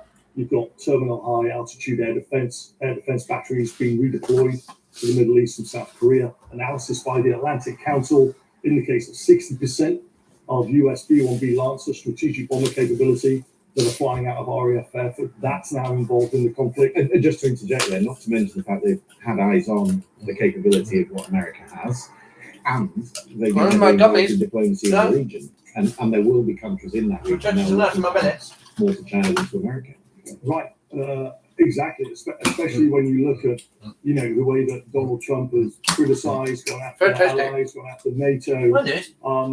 Again, that's a really good and important point in terms of the way that, maybe India, for example, will become more China-facing because of what we're seeing here. But if we go back to the Pentagon's national security strategy that was published in 2025, what was the priority on that? Indo-Pacific. Right.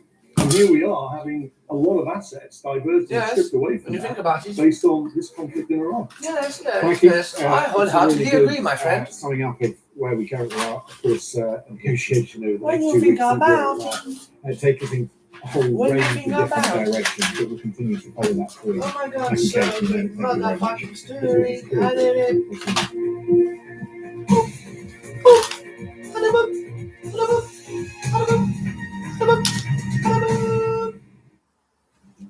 As the sun rose over Ireland on the 1st of July 1690, residents of Drogheda were awoken by the clamour coming from just west of the town. The deposed King James II of England crossed the River Boyne during the night near Oldbridge and made camp. Here he would attempt to reclaim the throne from his son-in-law, King William III of England, known as William of Orange. As William's forces gradually came into view, their superior numbers and weapons, as well as greater experience, were on full display. But James held a strong, defensible position on the south bank. The encounter on this battlefield is one of those that are felt throughout Europe to this day. At stake were the British throne, French dominance on the continent, and religious power in Ireland. On the banks of the River Boyne, the next 4 hours will change the continent of Europe forever. Don't hate me. I'm so sweetie.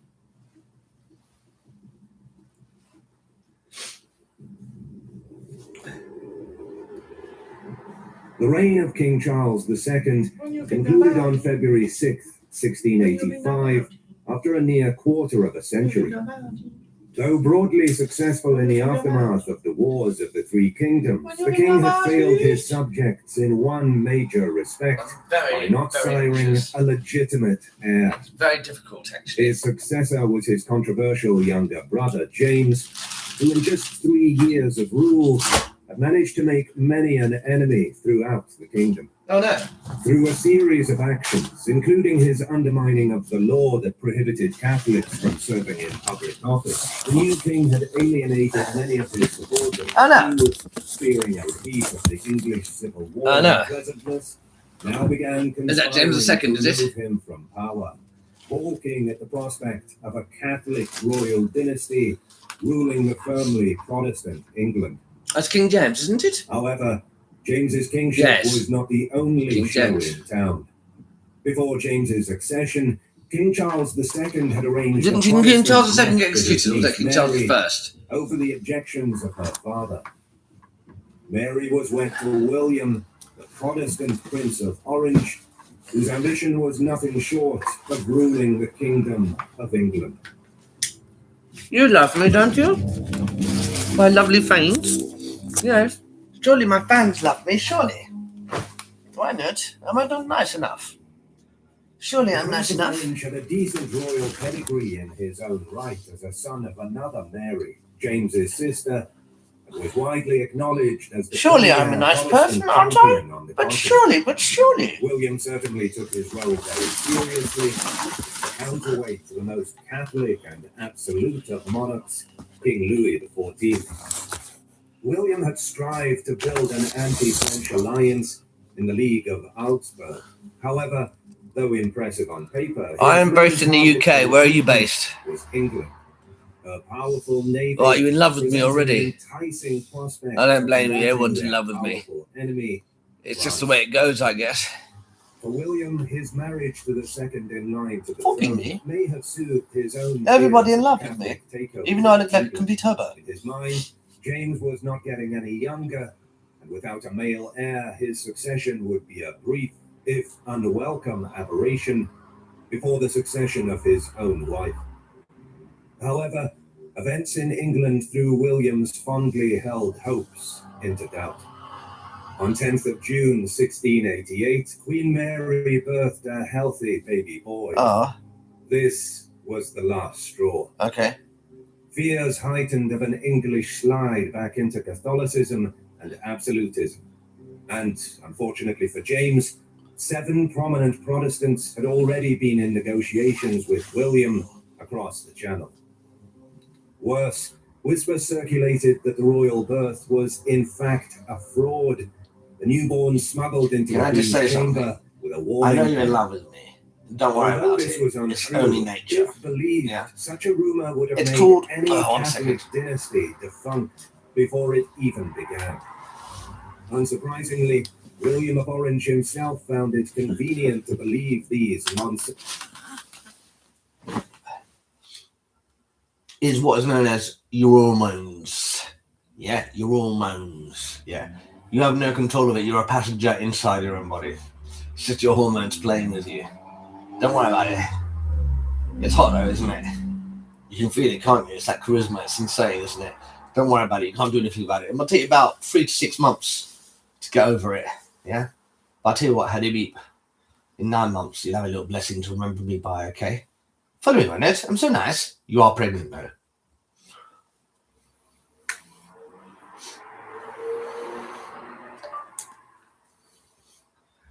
Prigs, get wrecked. Get wrecked. Absolutely love it. Prigs, get wrecked. It's so unreasonable. It's so disgusting. You seen Canny? Yes, you seen Canny. Are you from Newcastle, are you? Are you, man? By your grove, man? Yes. What does Canny mean?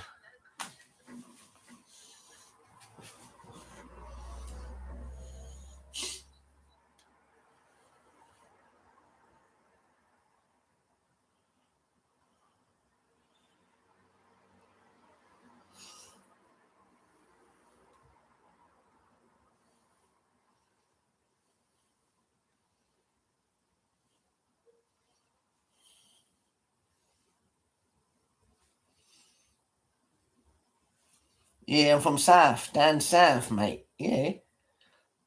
That was Australian there. Yeah, of course I'm down south, bruv. Down south. You got to love it down south. Down south, you were down south. You were in the down south, you were. Yeah, right. Combine harvester and all that. You know what I mean? And all that. You don't even love me. Nobody wants me. Everybody hating me. Nobody wanting me.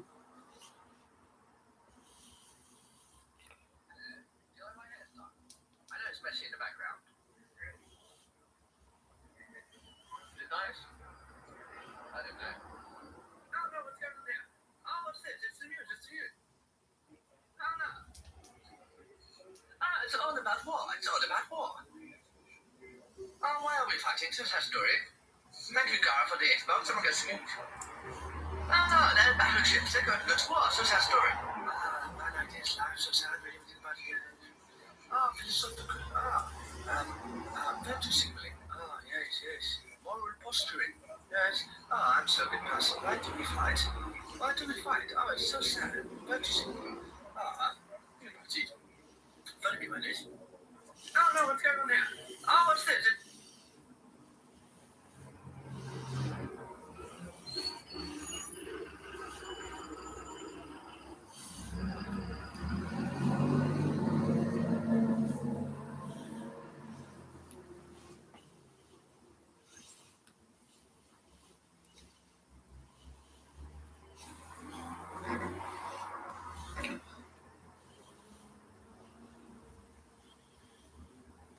Does it make you want to follow me more? When I look like more sweet and pathetic like this? Oh, yeah. Oh, it's no sad story. Oh, yeah. No, I've been neglected growing up, really, when thinking about it. Yeah, follow me, Minute. Come on, follow me, don't be that, sir.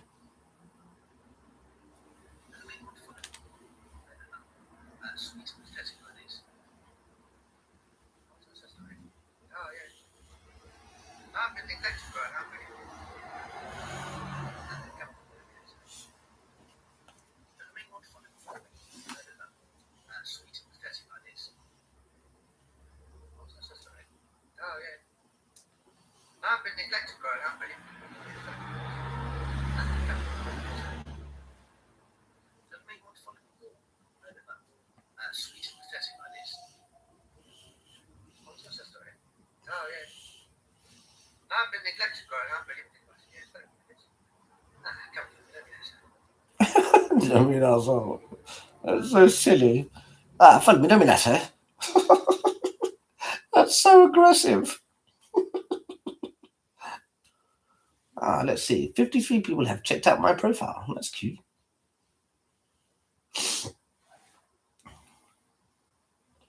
Oh, not Amanda Green. Not that fucking witch. That woman is a witch. Amanda Green. I'm instantly blocking her. She is an absolute witch, that woman. Her heart is full of vitriol. You're from The Tuned. Wicked. I love Geordie accent. My brother went to university in Newcastle University. Geordie's well nice, well friendly. Things are a bit cheap up there as well, a little bit, but everything's expensive now. We aye, man. Bite a grove, man. Aye, man. We aye, man. Bite. I said bite a grove. Everyone's bite a grove. Aye, man. We aye, man. Yeah. Big up the Geordies.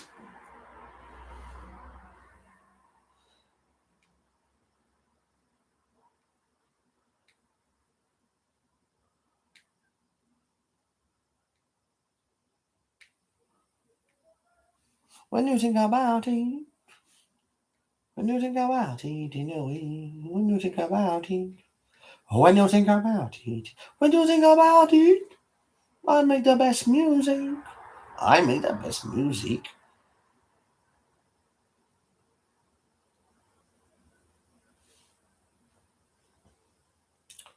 Who are these people coming to my channel and not taking part? There's so many fake accounts. I've got so many fake women following me. Oh, Loz. Wow. Incredible. Incredible. Incredible. Absolutely incredible. Absolutely incredible. Absolutely incredible. I don't understand it. Who did I just have to block? I just have to block someone else. Look, Loz. What do you want? You absolutely hate me, apparently. Apparently, you absolutely hate me. Isn't that bizarre? How bizarre. But they just want to see my downfall. I don't want to see your downfall, Loz. I don't want to see your downfall. Why do you want to see my downfall? Yes. Listen to your heart. And I'm about to block you. Listen to your heart. Now, please cheer up and go somewhere else to be miserable. How do you be? Jesus Christ. People that hate me keep on trying to fucking follow me. It's like, why are you trying to follow me? You hate me. Why do you want to fucking follow me? What the fuck is wrong with you, you freak? I don't understand. I just have to block. I just have to block someone else. The hate is strong in this one.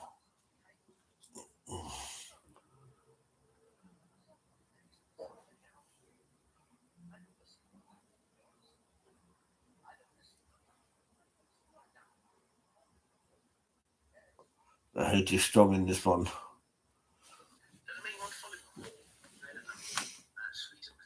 On my short recently saying YouTube is where you need to go. B, not TikTok. Oh, what? On my YouTube video? Ah, cool, buddy. I'm on TikTok as well. Are you on TikTok, buddy? Do the film for you to watch. Purely Belter, yeah? I'll check that out, mate. Purely Belter, yeah? We are, man. I love the Geordie accent, man. Geordie accent, man. Geordie's really friendly as well, I find. Much friendlier than people down here. I can tell you that much. I think up north, people are friendlier. It's literally true. It's literally true. People say good morning to one another and shit. Oh, you commented on my video. Okay, let me go and check that.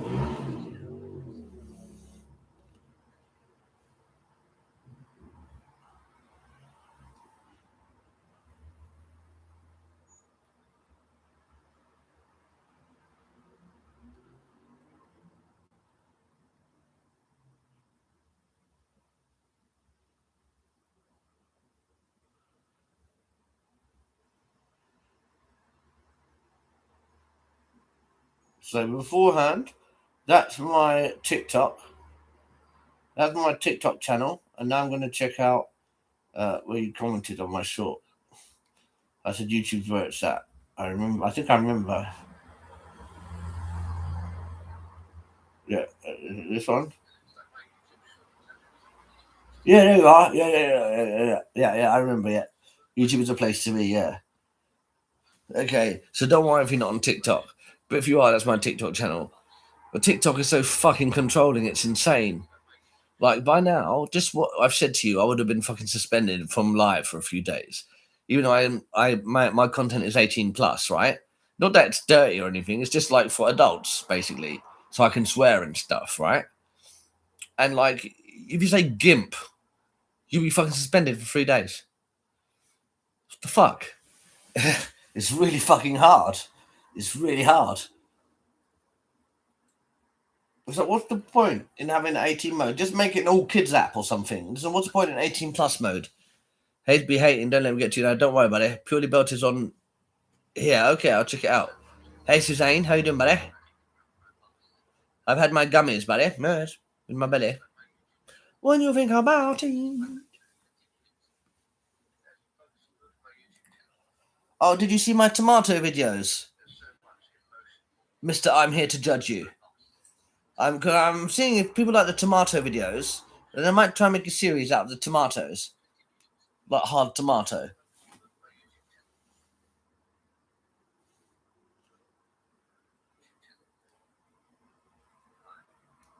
I know it may seem odd that I'm a tomato, but I'm actually a really cool guy. To be honest with you, I've had over 500 street fights, and I won them all. That's so silly. Hi. I don't know, this sounds so I know silly. it may seem odd that I'm a tomato, but I'm actually a really cool guy. His name is Tomatus Juicius. Hello. I'm Tomatus Juicius, and I'm your god. Hello. My name is literally Tomatus Juicius. Don't look at me like that, man. I swear. I'm literally your king. Never forget that. Okay, I'm just going to be real with you. What are you even doing here? You know what? You just... Listen, follow my channel. I dare you. Try and make a solid out of me and see what happens. Hello. If you're new to my channel, so you know, as a cookie, I always try to live my best cookie life. You know, I don't want to go back to being cookie dough ever again. Do you know what I mean? I hope you understand. Do you understand what I'm talking about? My name is Tomatus Juicius. Yeah, they're on YouTube. Yeah, YouTube. Yeah, on YouTube I made little tomato things. Yeah, don't you ever forget that. I've had over 500 street fights, mate. I might look harmless, right? Yeah? I've had over 500 street fights. And I won every single one. What are you going to do? Now, ever since I was a cherry tomato, I've had to live the life of hard knocks. I've had over 500 street fights. My name is Tomatus Juicius. Hello. So,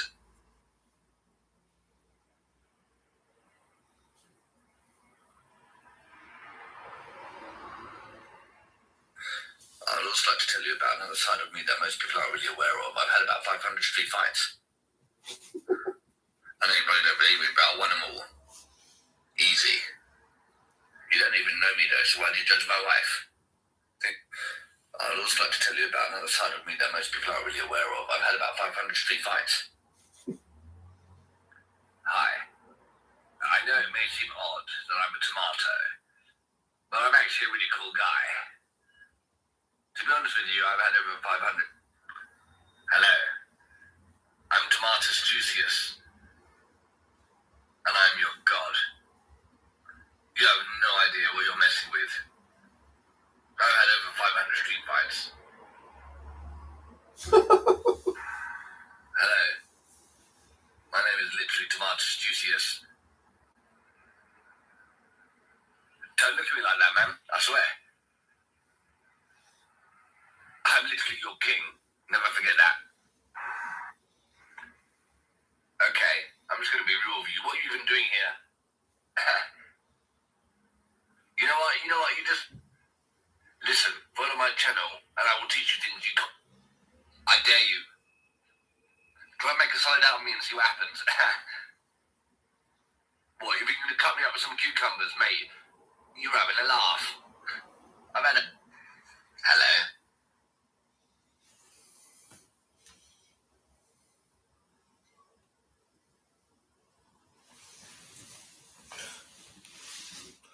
No, I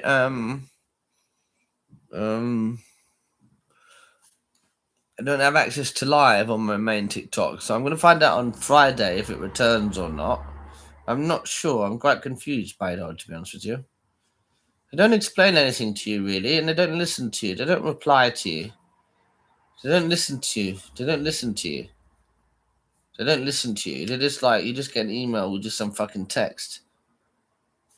Then no one listens to you. It doesn't feel like anyone's writing to you. It's just like automated bullshit. They make it so much work.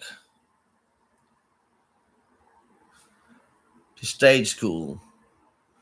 No, this is my regular personality. I've got severe ADHD, which can be fun when you think about it. When you think about it, when you think about it, when you think about it.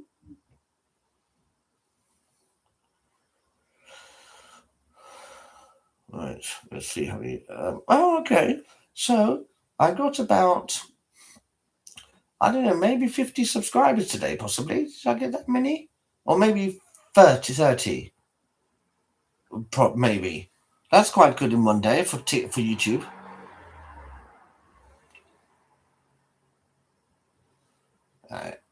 And let's have a look. And TikTok, I've had nearly 200 in a day, but obviously a lot of those are from my other account, obviously. But that's not bad. That's not bad when you think about it. Well, I'm getting lots of interactivity. When you think about it, nobody loves me. Nobody loves me. Everybody hates me. Oh my god, I'm getting so much interactivity.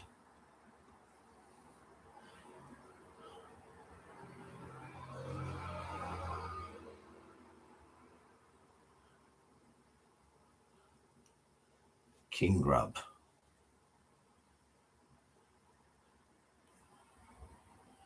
Food.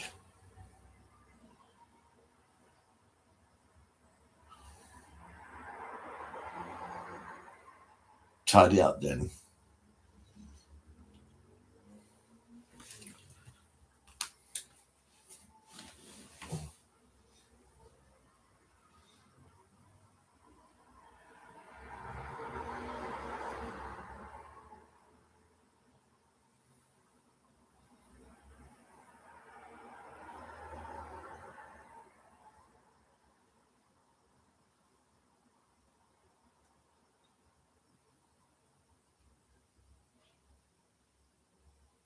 No, did I have a bad day?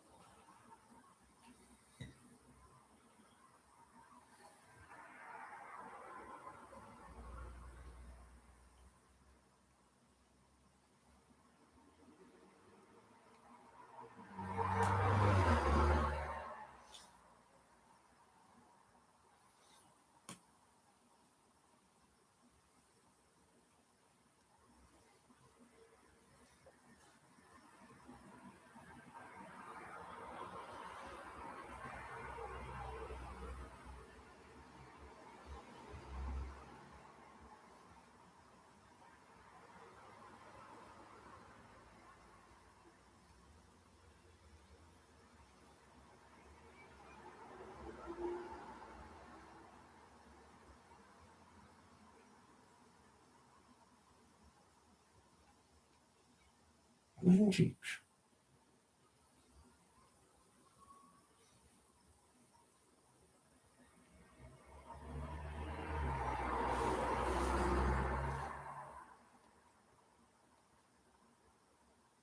Watching me is my anxiety.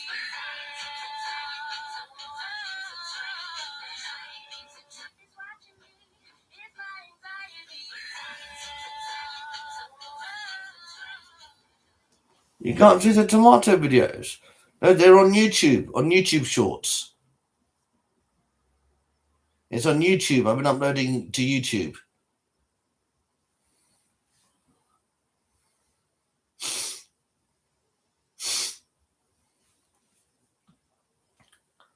So you go to my YouTube and then like under my shorts. There's one of me even singing in a takeaway restaurant outfit. Yeah, it's very exciting. Very exciting.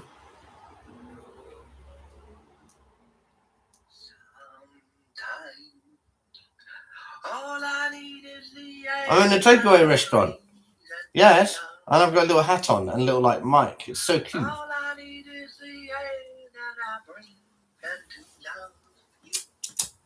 Follow me, why not? Hello, everyone. So I'd like to sing you a little song.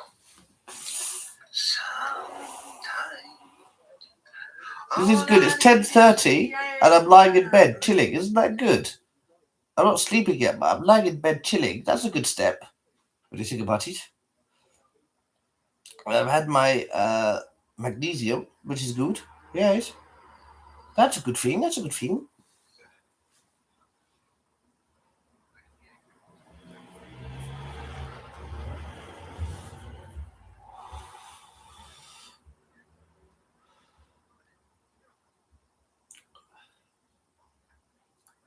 I'll knock you spark out, mate. I'd knock you spark out, son. You think you're hard? You're not even hard, mate. You're not even hard, mate. I'm hard right now, mate. Mate, I wake up hard. Yeah, go on then, prove it. You ain't hard, mate. Go on then, show me.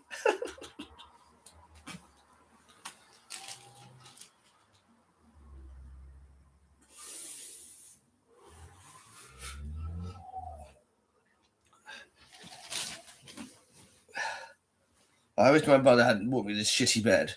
I had like 3 quality mattresses at home that they threw away. I have to sleep on this fucking shitty bed. I had enough of this fucking bullshit that family's putting me through. It's fucking disgusting. Ah.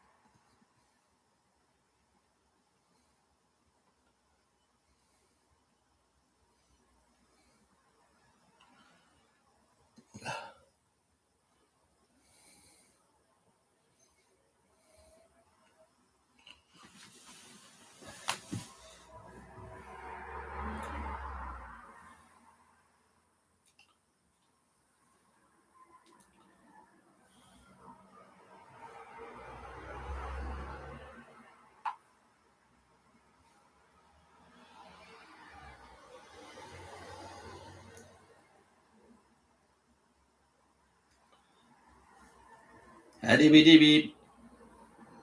Haddy biddy beep. Haddy biddy beep beep. Haddy beep. Haddy beep. Haddy biddy beep. Hammedy beep. Yo. Hammedy beep. Hum bum be dum be dum be dum. How many? That's a very cheeky message I just sent. When you think about it, when you think about it, you know. Do I struggle to breathe when I go to bed? Sometimes, yes, I hear me snoring. I need to get fitter. You love Tomato Man, do you? Do you find it funny? I don't know. I was messing about with the YouTube effects, and I watched one of them me as a tomato, and I thought it looked quite funny. I should know. Just a tomato, and I've got tomato giving it. It's like, you're a fucking tomato, mate. What are you on about? You're hard. You're fucking called Tomatus Juicius. You're not hard, mate. You're a fucking tomato, mate. You could get squidged well easy. What are you going about how fucking hard you are? Like, as like a sort of, what's the word? You know, it just highlights his insecurity. It's like a small man syndrome sort of thing, you know. It's the same thing, small man syndrome. It's like soft man syndrome. You like it, yeah. It just looks so pathetic. It's like this tomato giving it. It's like, you're a fucking tomato, mate. Shut up. You think you're hard, mate? You're not even hard. Yeah, but you're not hard. You're a tomato, literally. You're soft. Like, you're literally soft. You could not be hard. When did you think about it?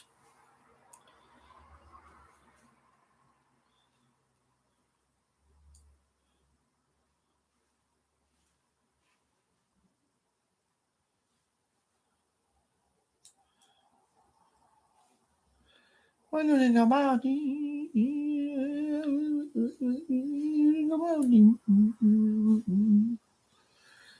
everybody had their hair.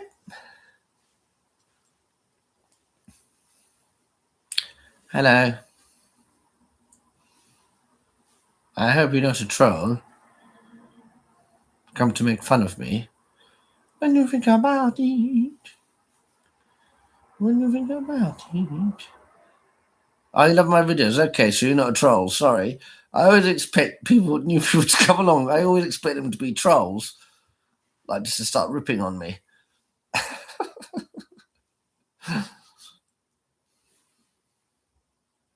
Thank you for liking my videos, buddy. Have you seen my videos on YouTube? That's really cool. I'm trying to focus on YouTube a little bit more. I've had a couple of gummies, so heading to bed soon. Ah, good girl, Suzanne. I've had my gummies too. I've been a good boy. Do you know some lady asked me to be my sugar mummy? Did I make videos about it? Oh, I didn't make any videos about it, did I? Yeah, did I? I can't remember. That's kind of weird. Like proper. Like, I had to hang out with her all the time and stuff online. I had to like be loyal and like when replying to a message all the time. Like, I don't think so, love, but thanks. Well, fair enough, I guess. If you don't want to pay you money, I guess you have to agree to do whatever. As well as sort of all pride and dignity. Become my house pet. Hey, look, if you was offering me $1 million, I'd probably do it, wouldn't I? I'd be a little bitch.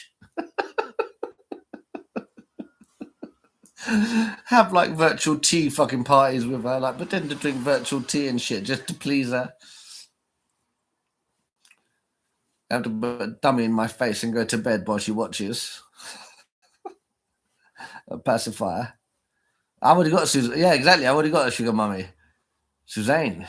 That's right, baby. She sugared me up. I'm like a little hoe. I'm a little bitch.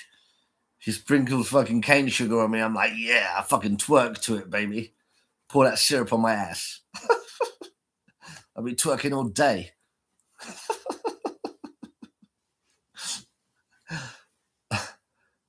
Whatever pleases you. Exactly, and I do as I'm told. That's right, sugar mummy. Tell me what to do. I'm your sugar baby. Let's go. This stuff is hot. I love it. And in the message, she mentioned about me being a sugar baby. It's like, I knew you as a sugar baby. I was like, wow. So I'm going to be a sugar baby, am I? So you want me to be your little sugar baby? Do I have any autonomy? Do I have any agency? That's so funny. Like, I'm just going to be your little bitch, basically. You never know. She might have been offering big money. You don't know, do you? I mean, if she was going to offer me $1 million for a month, I'd fucking do it, wouldn't I? Let's be honest. More than likely. I'll be a little bitch. Depends how far it goes.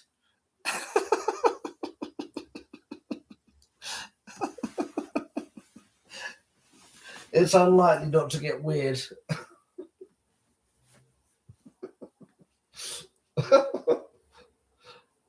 You never know. That's not fair. You never know. That's not nice to say.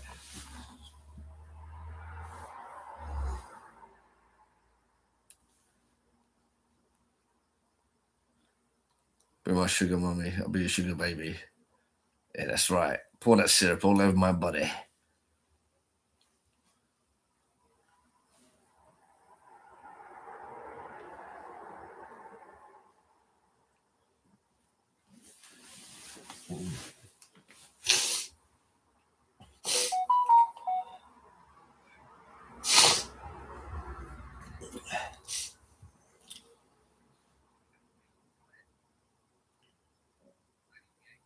Cherry tomato. Kids don't understand these days. I just have to watch my back. Yeah? Well, go on then. Finger hard. Oh, knock the spark out, mate. Come on then. Look, back in the 80s when I was still a cherry tomato. Well, when you think I'm back? When you think about it. When you think about it.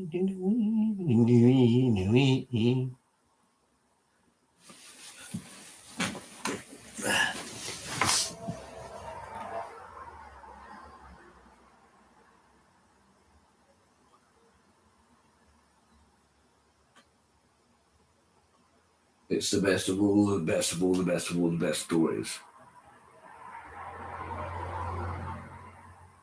Mm.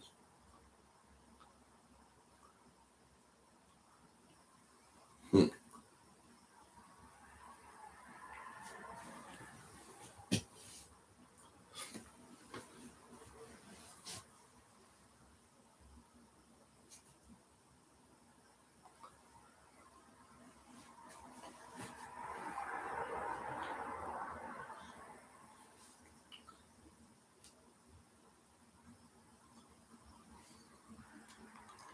I have some more followers. Quite cool, quite cool.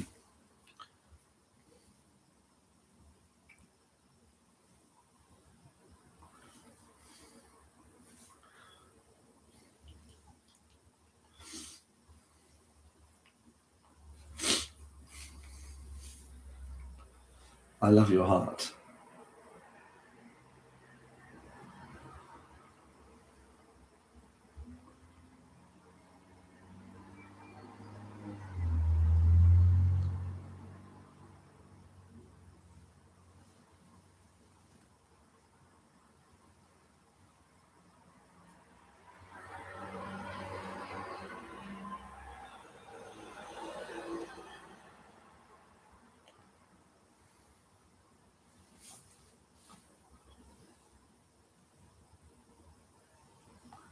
When you think about it, it's a really good story.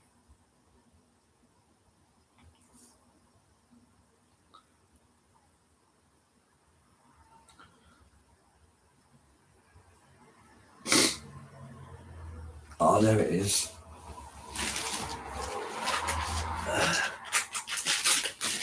When you think about it. I use a baby wipe as a tissue to blow my nose. Mine is.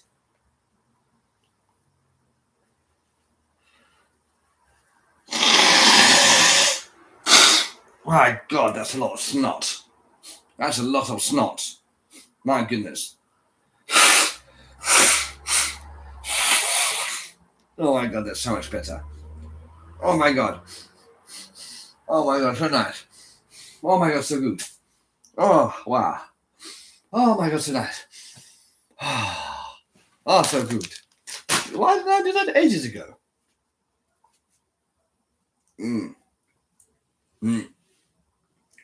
When you think about it.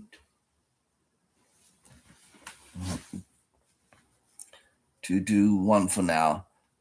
And Blaze might drop in after I've sorted my craves out. No worries, buddy. Thanks for giving a comment to one of my videos. I do appreciate it. I'm trying to make veins. I'm trying to build up lots of veins. So thank you very much, buddy.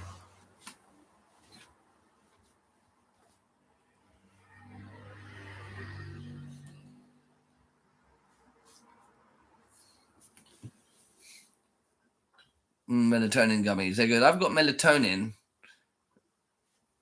Cheers, buddy. Yeah, I've got some melatonin somewhere. There's 3 rules. 3 things you need to look out for in a man. Never trust a man that sits on a stool. Never trust a man that looks you dead in the eye. Dead in the eye. Aye. It's so noisy here. It's awful.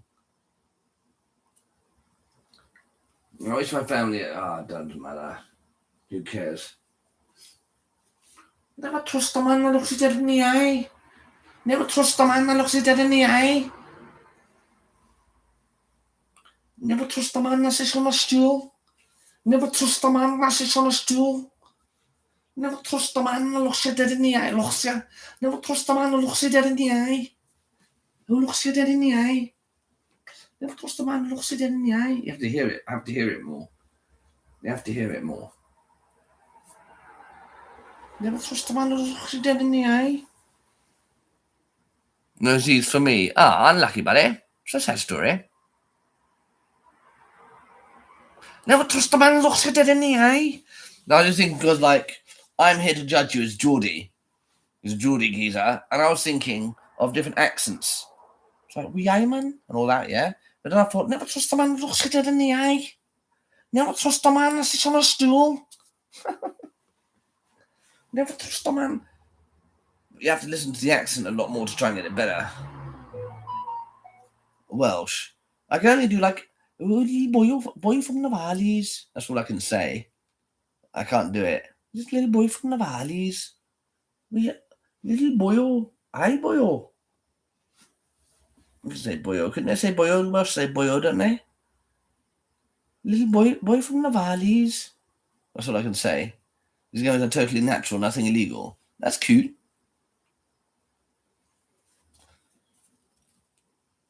And that's a good thing about melatonin.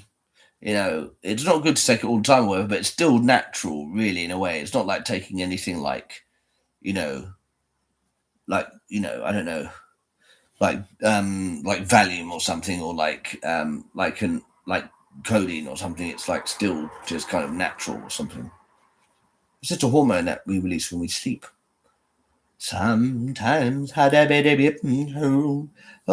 need is the air that I breathe. We can order it online. I just ordered it online. Sometimes all I need is the air that I breathe. No, West Country, right? No, West Country farm cheddar, right? Combine harvester and that, right? No, right? No, he wasn't a combine harvester, right? No, proper country cheddar, right? Proper country cheddar, aye, right? Hey, not off. Wait, you know that? I can't do it. You're a dead man walking, yeah. Does that sound like Belfast a bit? I want to do the Bel. You're a dead man walking, yeah.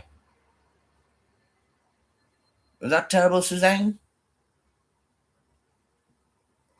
You're a dead man walking, yeah. I don't know. Sometimes all I need is the air that I breathe and to love you. Remix. All I need is the air that I breathe and to love you. Let's go. All I need is the air that I breathe and to love you. All I need is the air that I breathe.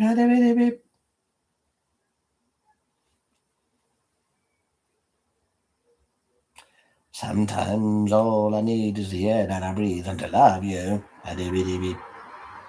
All I need is the air that I breathe and to love you. Let's go.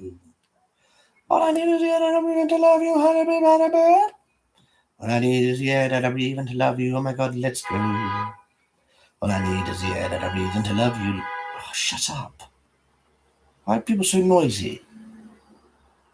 All I need is the air that I breathe and to love you. All I need is the air that I breathe and to love you. Remix, let's go. I heard magnesium is good. Yes. Suzanne got me magnesium, gummies and tablets. Yes, and it's supposed to be good for the body, return energy. Oh my god, so good. Oh my god, so nice. All I need is the air that I breathe and to love you. All I need is the air that I breathe and to love you. I really had some malevolent forces acting against me. Those people calling the emergency services on me. You know, it's so disgusting and destructive, that behavior.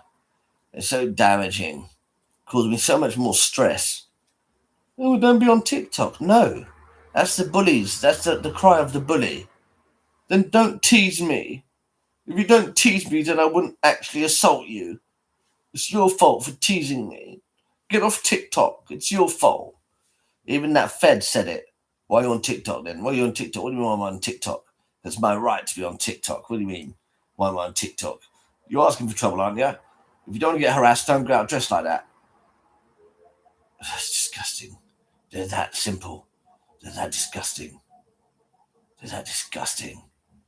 It's that shocking how stupid they are. It really is a bunch of brutes. Just a bunch of brutes. Absolutely ghastly behavior. When you think about it. Yes, magnesium so good. Has Trump lost his own war in Iran?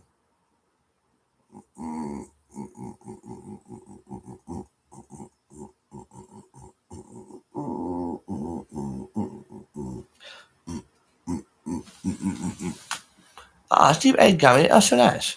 Oh, man, from Amazon too. Well, that's very good. Look, she's got the perfect description there. It almost sounds like she sells them. Are you selling them, Suzanne? Is this part of a pyramid scheme? Are you setting us up to be scammed? She's blatantly setting us up to be scammed. Look at it. Like, oh, check this out. It's a really good product, yeah. It's a pyramid scheme. That's what's going on here. We're being sucked in. Some kind of Ponzi scheme. They'll have a whole range of products that we have to buy, and then we've got to start selling other people, and we've got to get other people into the scheme as well. If you get 7 other people into the scheme, it virtually pays itself. Yeah, let's get more people in, Mother, I want to sell more produce. I used to play Mount and Blade with this guy. He's really nice.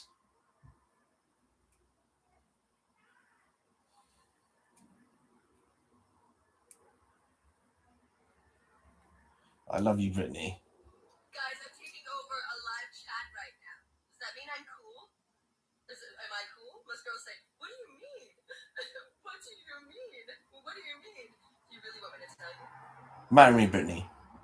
I'd marry you in a heartbeat. Please marry me, Brittany. Please marry me, Brittany. I love you so much. I love you, Brittany, so much. Guys, I'm taking over a live chat right now. Yeah. Does that mean I'm cool? Make love to me. Am I cool? Can I make love to you, please, Brittany? Please, why not? Can we please make love? You're so gorgeous. You really want me to tell you? Yeah, I do. Please, tell me. You're so lovely, so nice.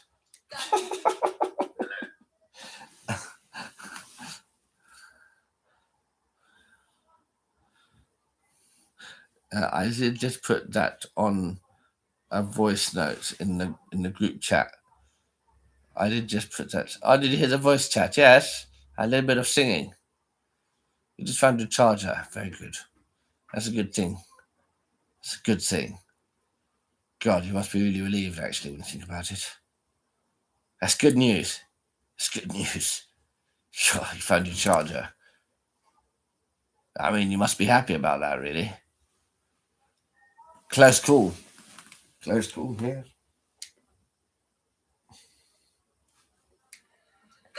I'm starting to really consider. How many fingers do you see? 4. 4? was over. There's a picture of me holding out. Mother. And I just saw Mother. Bro.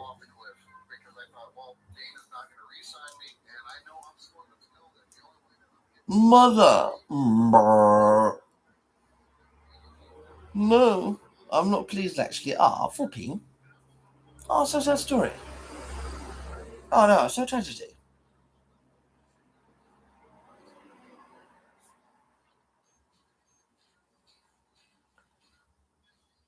So that guy must be on roids.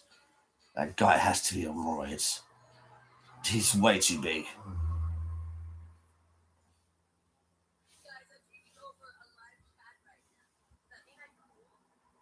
Is that literally Britney? Is that literally Britney?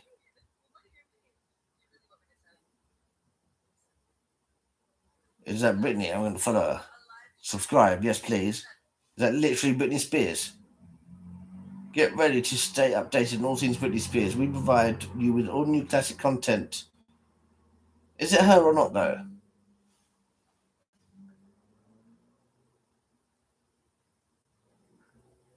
You better be real. It better not be like...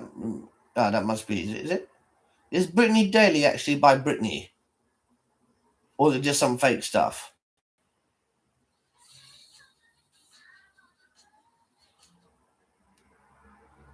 Anyway. Brian.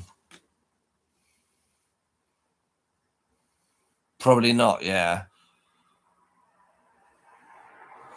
Well, no, because I don't want to support it then, because it's not actually her. I want to follow her. Oh, here we go. Is that Aspinall? Tom Aspinall. Get in there, son. He's really good, Tom Aspinall. Fucking massive.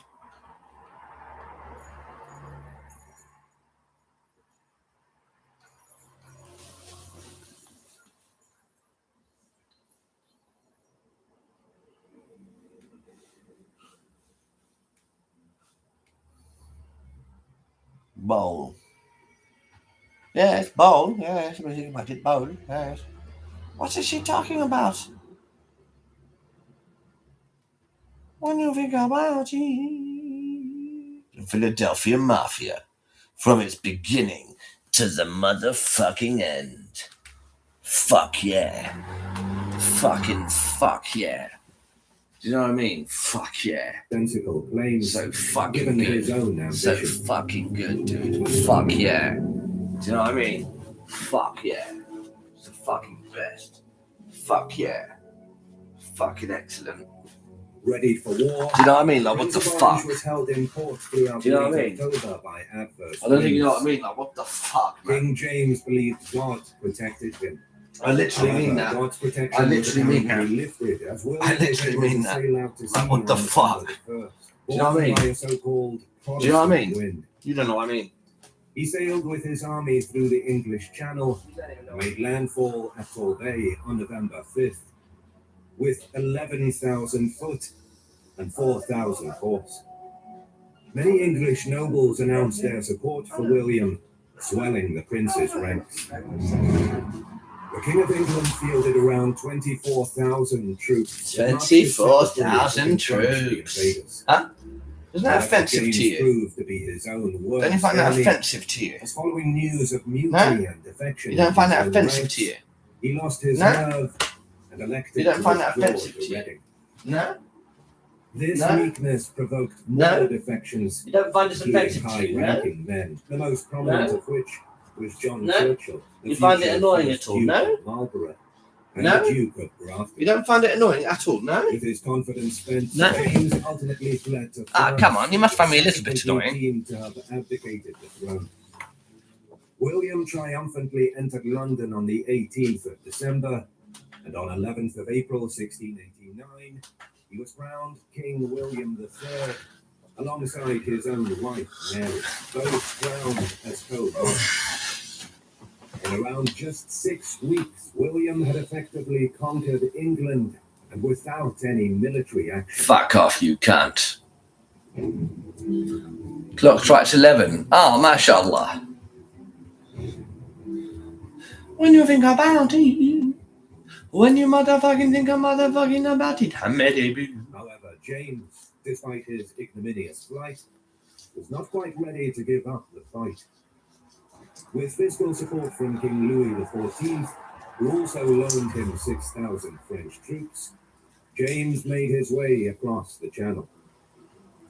The venue for the showdown, however, would not be England, but Ireland.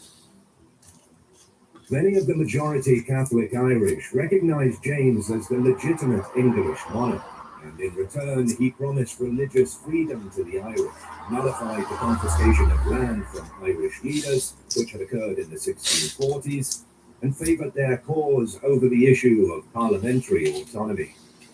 The tide in Ireland began to shift towards the Catholic majority. James's man in Ireland, Earl of Tyrconnell, had been quietly recruiting Catholics into his army. Pockets what do you think about it? mostly Oh my god, it's a motherfucking remake. Eastern Ulster had been secured with the victory at Dromore on the 14th of March, thus pushing the Protestants west. Meanwhile, James himself had landed in Ireland on the 12th of March with French troops, as well as English, Scots, and Irish volunteers. Back north, the almost exclusively Protestant people of Derry had refused a replacement Jacobite garrison on the 7th.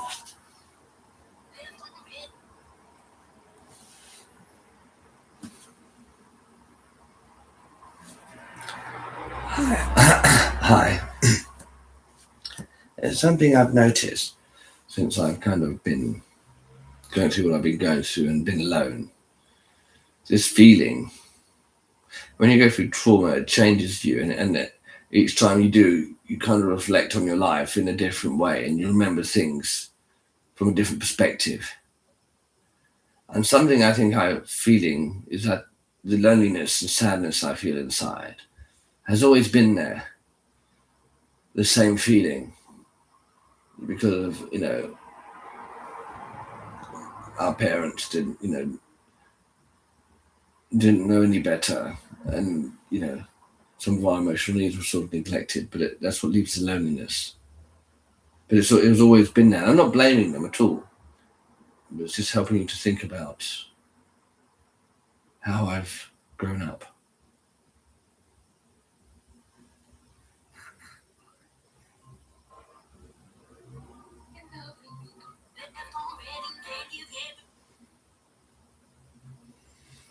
And just so you know, when I say how I've grown up, it's not to say that my family has tried to be malicious or anything like that. They haven't consciously, but they're both personality disorders. I think my one is narcissistic, one is borderline, which seems to be a common pattern. But saying these things isn't like a complaint necessarily. It's observing what the issue is, and then you can deal with it more effectively. Because most people can't face that because they can't handle the emotion of it, the amount of emotions, because it's very difficult. Thank you for supporting me. If you follow me at all, or if you comment or whatever, please do follow me. I do appreciate it. Follow me on my journey.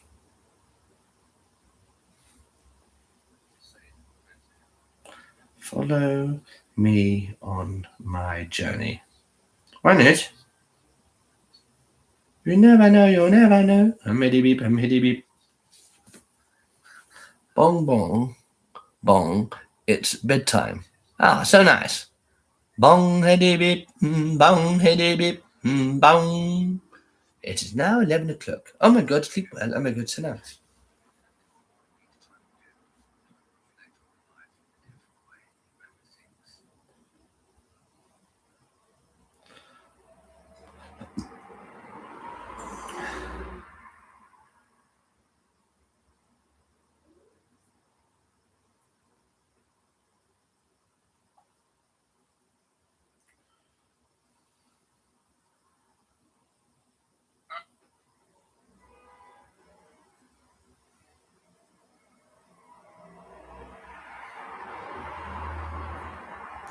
Understand it. Who do you just have to book? I just have to book someone else at Lots. What do you want? You absolutely hate me, apparently. you want to follow me more? They look like more sweet and pathetic like this. Oh, it's not so story. Oh, yeah. No, I've been neglected growing up, really, with the question. Yeah, come on, yes. Doesn't mean you want to. Can I just say something? I know you're in love with me. Don't worry about it. It's only nature. Yeah. It's called, one second. It's what's known as your hormones. Yeah, your hormones. Yeah. You have no control of it. You're a passenger inside your own body. It's just your hormones playing with you. Don't worry about it. It's hot though, isn't it? You can feel it, can't you? It's that charisma. It's insane, isn't it? Don't worry about it. You can't do anything about it. It'll take you about 3 to 6 months to get over it. Yeah? I'll tell you what, had you be in 9 months, you'd have a little blessing to remember me by, okay? Follow me, my nose. I'm so nice. You are pregnant, though. Can I just say something? I know you're in love with me. Don't worry about it. It's only nature. Yeah? It's called, one second. It's what is known as your hormones. Yeah, your hormones. Yeah. You have no control of it. You're a passenger inside your own body. It's just your hormones playing with you. Don't worry about it. It's hot though, isn't it? You can feel it, can't you? It's that charisma. It's insane, isn't it? Don't worry about it. You can't do anything about it. It'll take you about 3 to 6 months to get over it. Yeah? I'll tell you what, had you been in 9 months, you'd have a little blessing to remember me by, okay? Follow me, my nose. I'm so nice. You are pregnant. Can I just say something? I know you're in love with me. Don't worry about it. It's only nature. Yeah? It's called, one second. It's what is known as your hormones. Yeah, your hormones. Yeah. You have no control of it. You're a passenger inside your own body. It's just your hormones playing with you. Don't worry about it. It's hot though, isn't it? You can feel it, can't you? It's that charisma. It's insane, isn't it? Don't worry about it. You can't do anything about it. It'll take you about 3 to 6 months to get over it. Yeah? I'll tell you what, had you been in 9 months, you'll have a little blessing to remember me by, okay? Follow me, my nose. I'm so nice. You are pregnant, though. Can I just say something? I know you're in love with me. Don't worry about it. It's only nature. Yeah? It's called, one second. It's what is known as your hormones. Yeah, your hormones. Yeah. You have no control of it. You're a passenger inside your own body. It's just your hormones playing with you. Don't worry about it. It's hot though, isn't it? You can feel it, can't you? It's that charisma. It's insane, isn't it?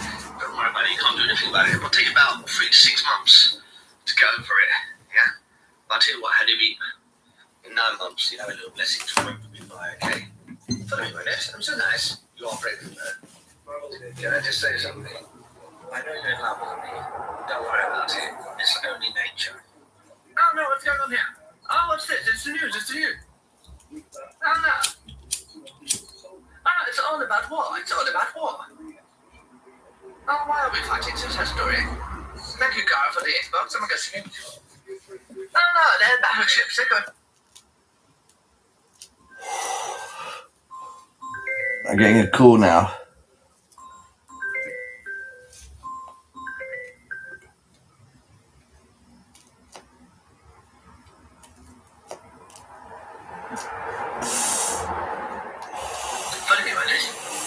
Oh no, what's going on here? Oh, what's this? It's the news. It's the news. Oh no. Oh, it's all about war. It's all about war. Oh, why are we fighting? It's a sad story. Thank you, Gar, for the Xbox. I'm guessing. Oh no, they're battleships. They're going to go to war. So sad story. Ah, why like this? Life so sad. Really, we think about it. Oh, philosophical. Virtue signaling. Oh, yes, yes.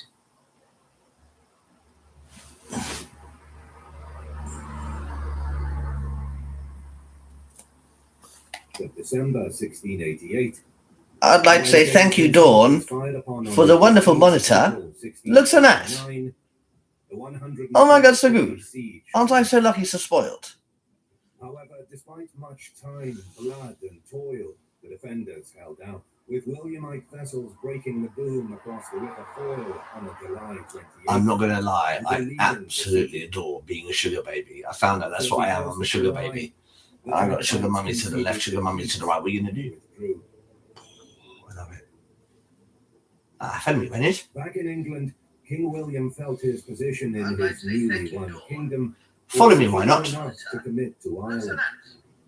He selected the 75-year-old Duke of Schomberg to lead the Expeditionary Army West. The idea was simply to engage and defeat the Jacobites in a decisive engagement.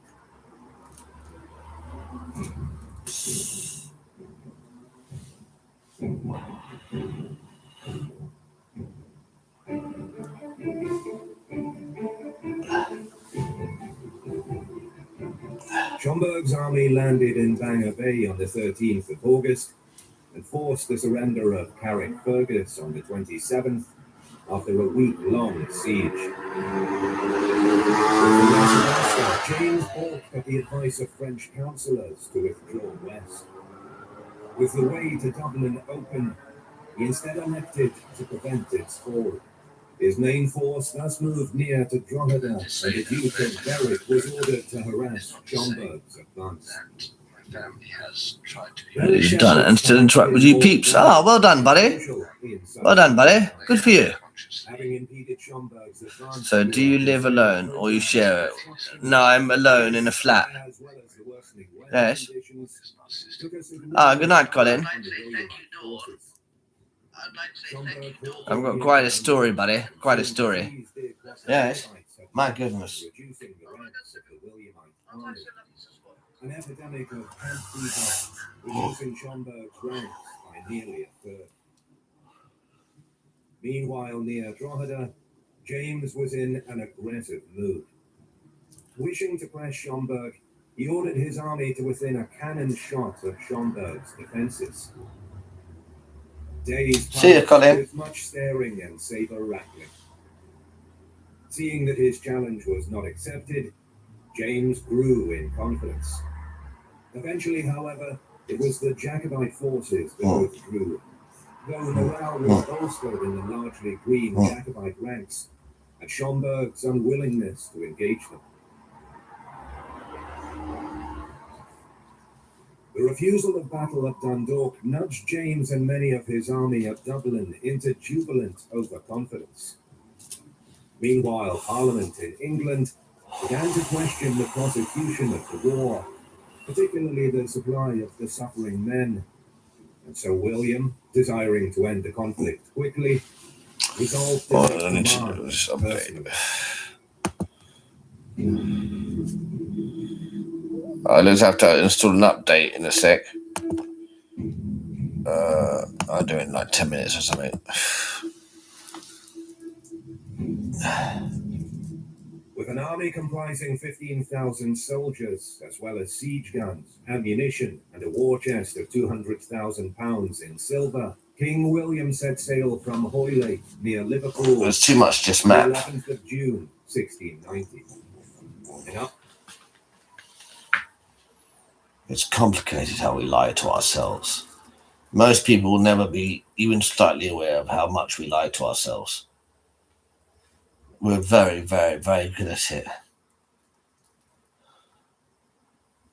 What do you remember about the moment of impact? On the 2nd of June 2015, in one of the worst theme park accidents in recent memory.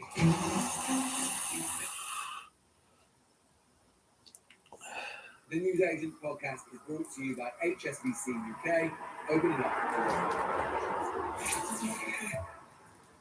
This is a Global Player original podcast. We have been, all of us, really, at the end of a massive Trump win.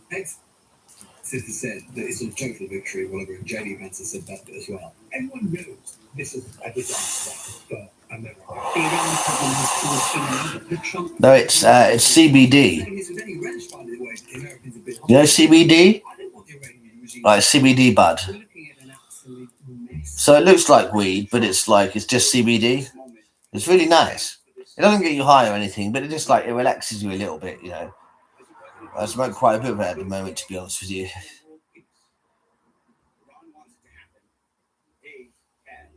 Do you smoke? This guy is such a goon. Trump is such a fucking goon.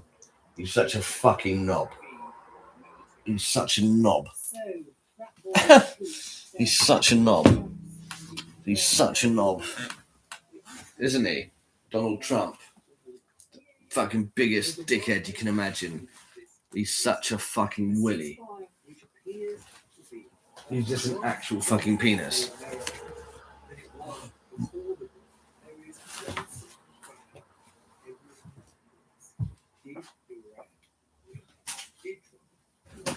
Welcome to the news age.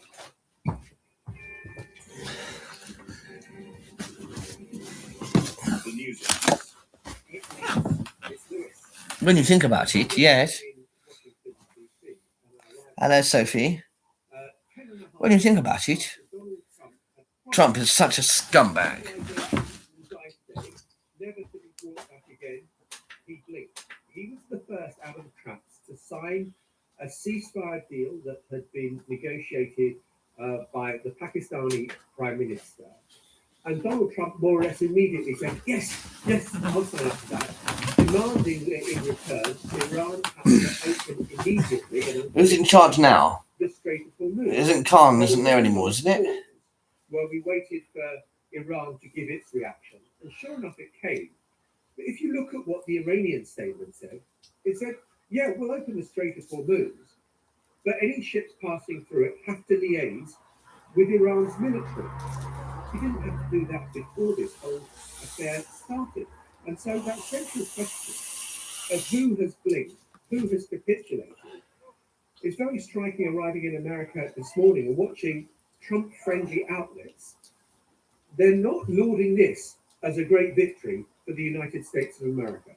I think all we need to do to answer that question about who at this stage Cost of living ceasefire gone freaking nuts. Yeah, tell me about it. Tell me about it, mate. Box of cereal, £4. Box of cereal, £4. Hard to manage recently, yeah. Shopping starting to cripple me, literally. Yeah, I know, it's crazy. Food is so fucking expensive.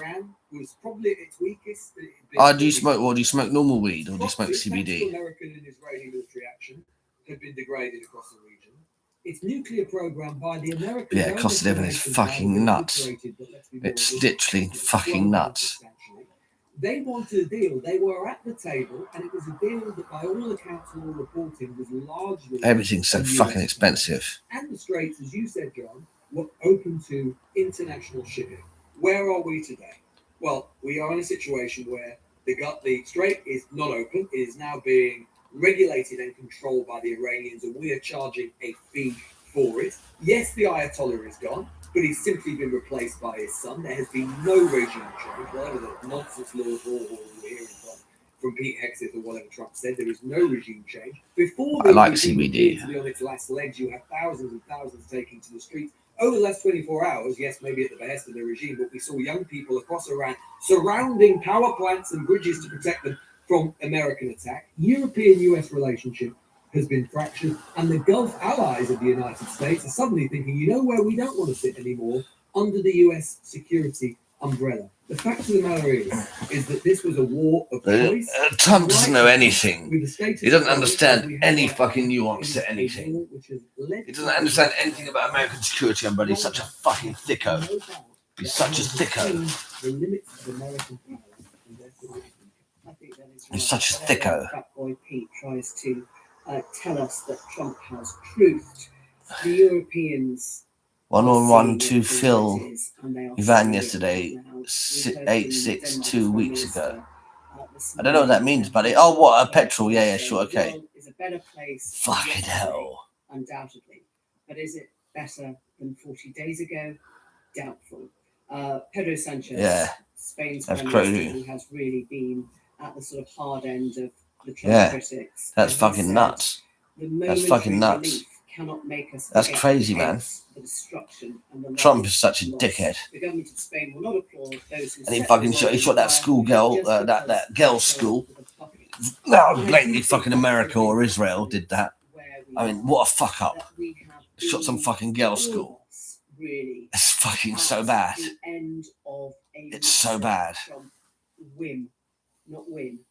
And he has taken us around the houses. He's shown us what his firepower looks like. He's shown us what he might do. He's destroyed many, many lives in the process. He's destroyed relationships, as you said, Lewis, in the process. And where are we now? we're looking at an absolute mess. And America is trying to salvage something from it. But I do think that the big question here is about Trump still, about his sanity and about his credibility, because there is nothing to stop this happening again and again and again. Yes, the Iran problem has paused for now, but the Trump problem hasn't.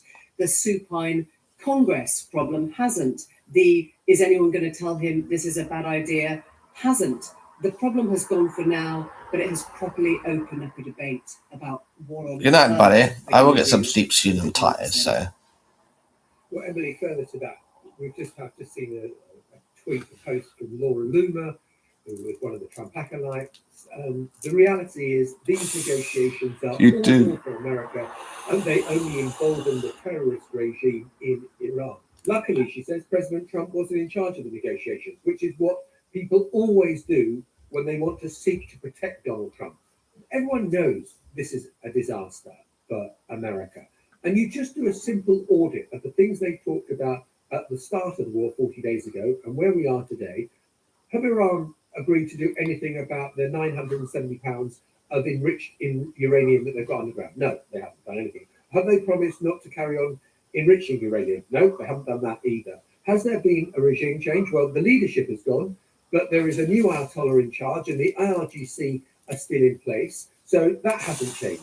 Has Iran agreed to curb its ballistic missile program? No, none of that either.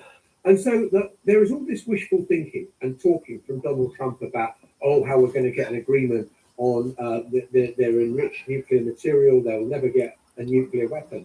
Iran hasn't agreed to any of that.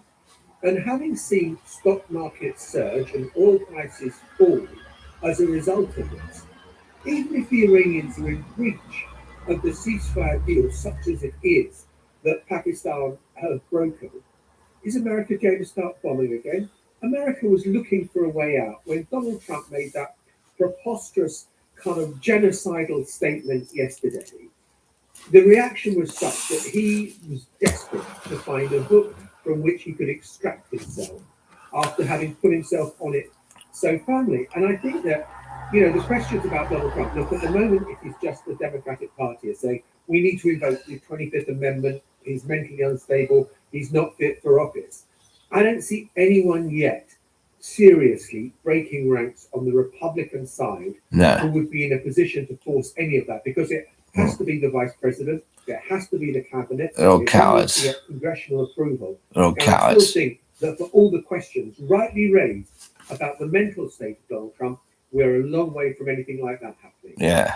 I think that Donald Just Trump, cowards. he so often tries to set himself up as a kind of Roman emperor, but I think what this crisis, what this war of choice is showing, is he's far more like the Wizard of Oz. Website There is less to for him free than meets the sample eye. There is less gram. to his power. They send in the it sense that apparently all he according had to do, if we take to lad what that were his work next to me. aims Oh, for cute. this war, and obviously these aims have shifted over time, so they are. When you think about the best we it. can do is take day one. When you think day one. about Go it. back to February 28th. We did that special show on the Saturday or Sunday, whatever it was. When you think about it. He made a speech where he was When you think about he it. said, this is about destroying the Right, it keeps on reminding me to do this update, so I'm going to do an update on my Chromebook. So I don't know how it's going to take, but it shouldn't be that long. 15 minutes, probably less. of those things have been I'll restart the In fact, YouTube. most of those things, We'll be if back those in whatever. body aims have been put See you into soon. reverse. Just consider what the core Iranian demands that Trump has said just today.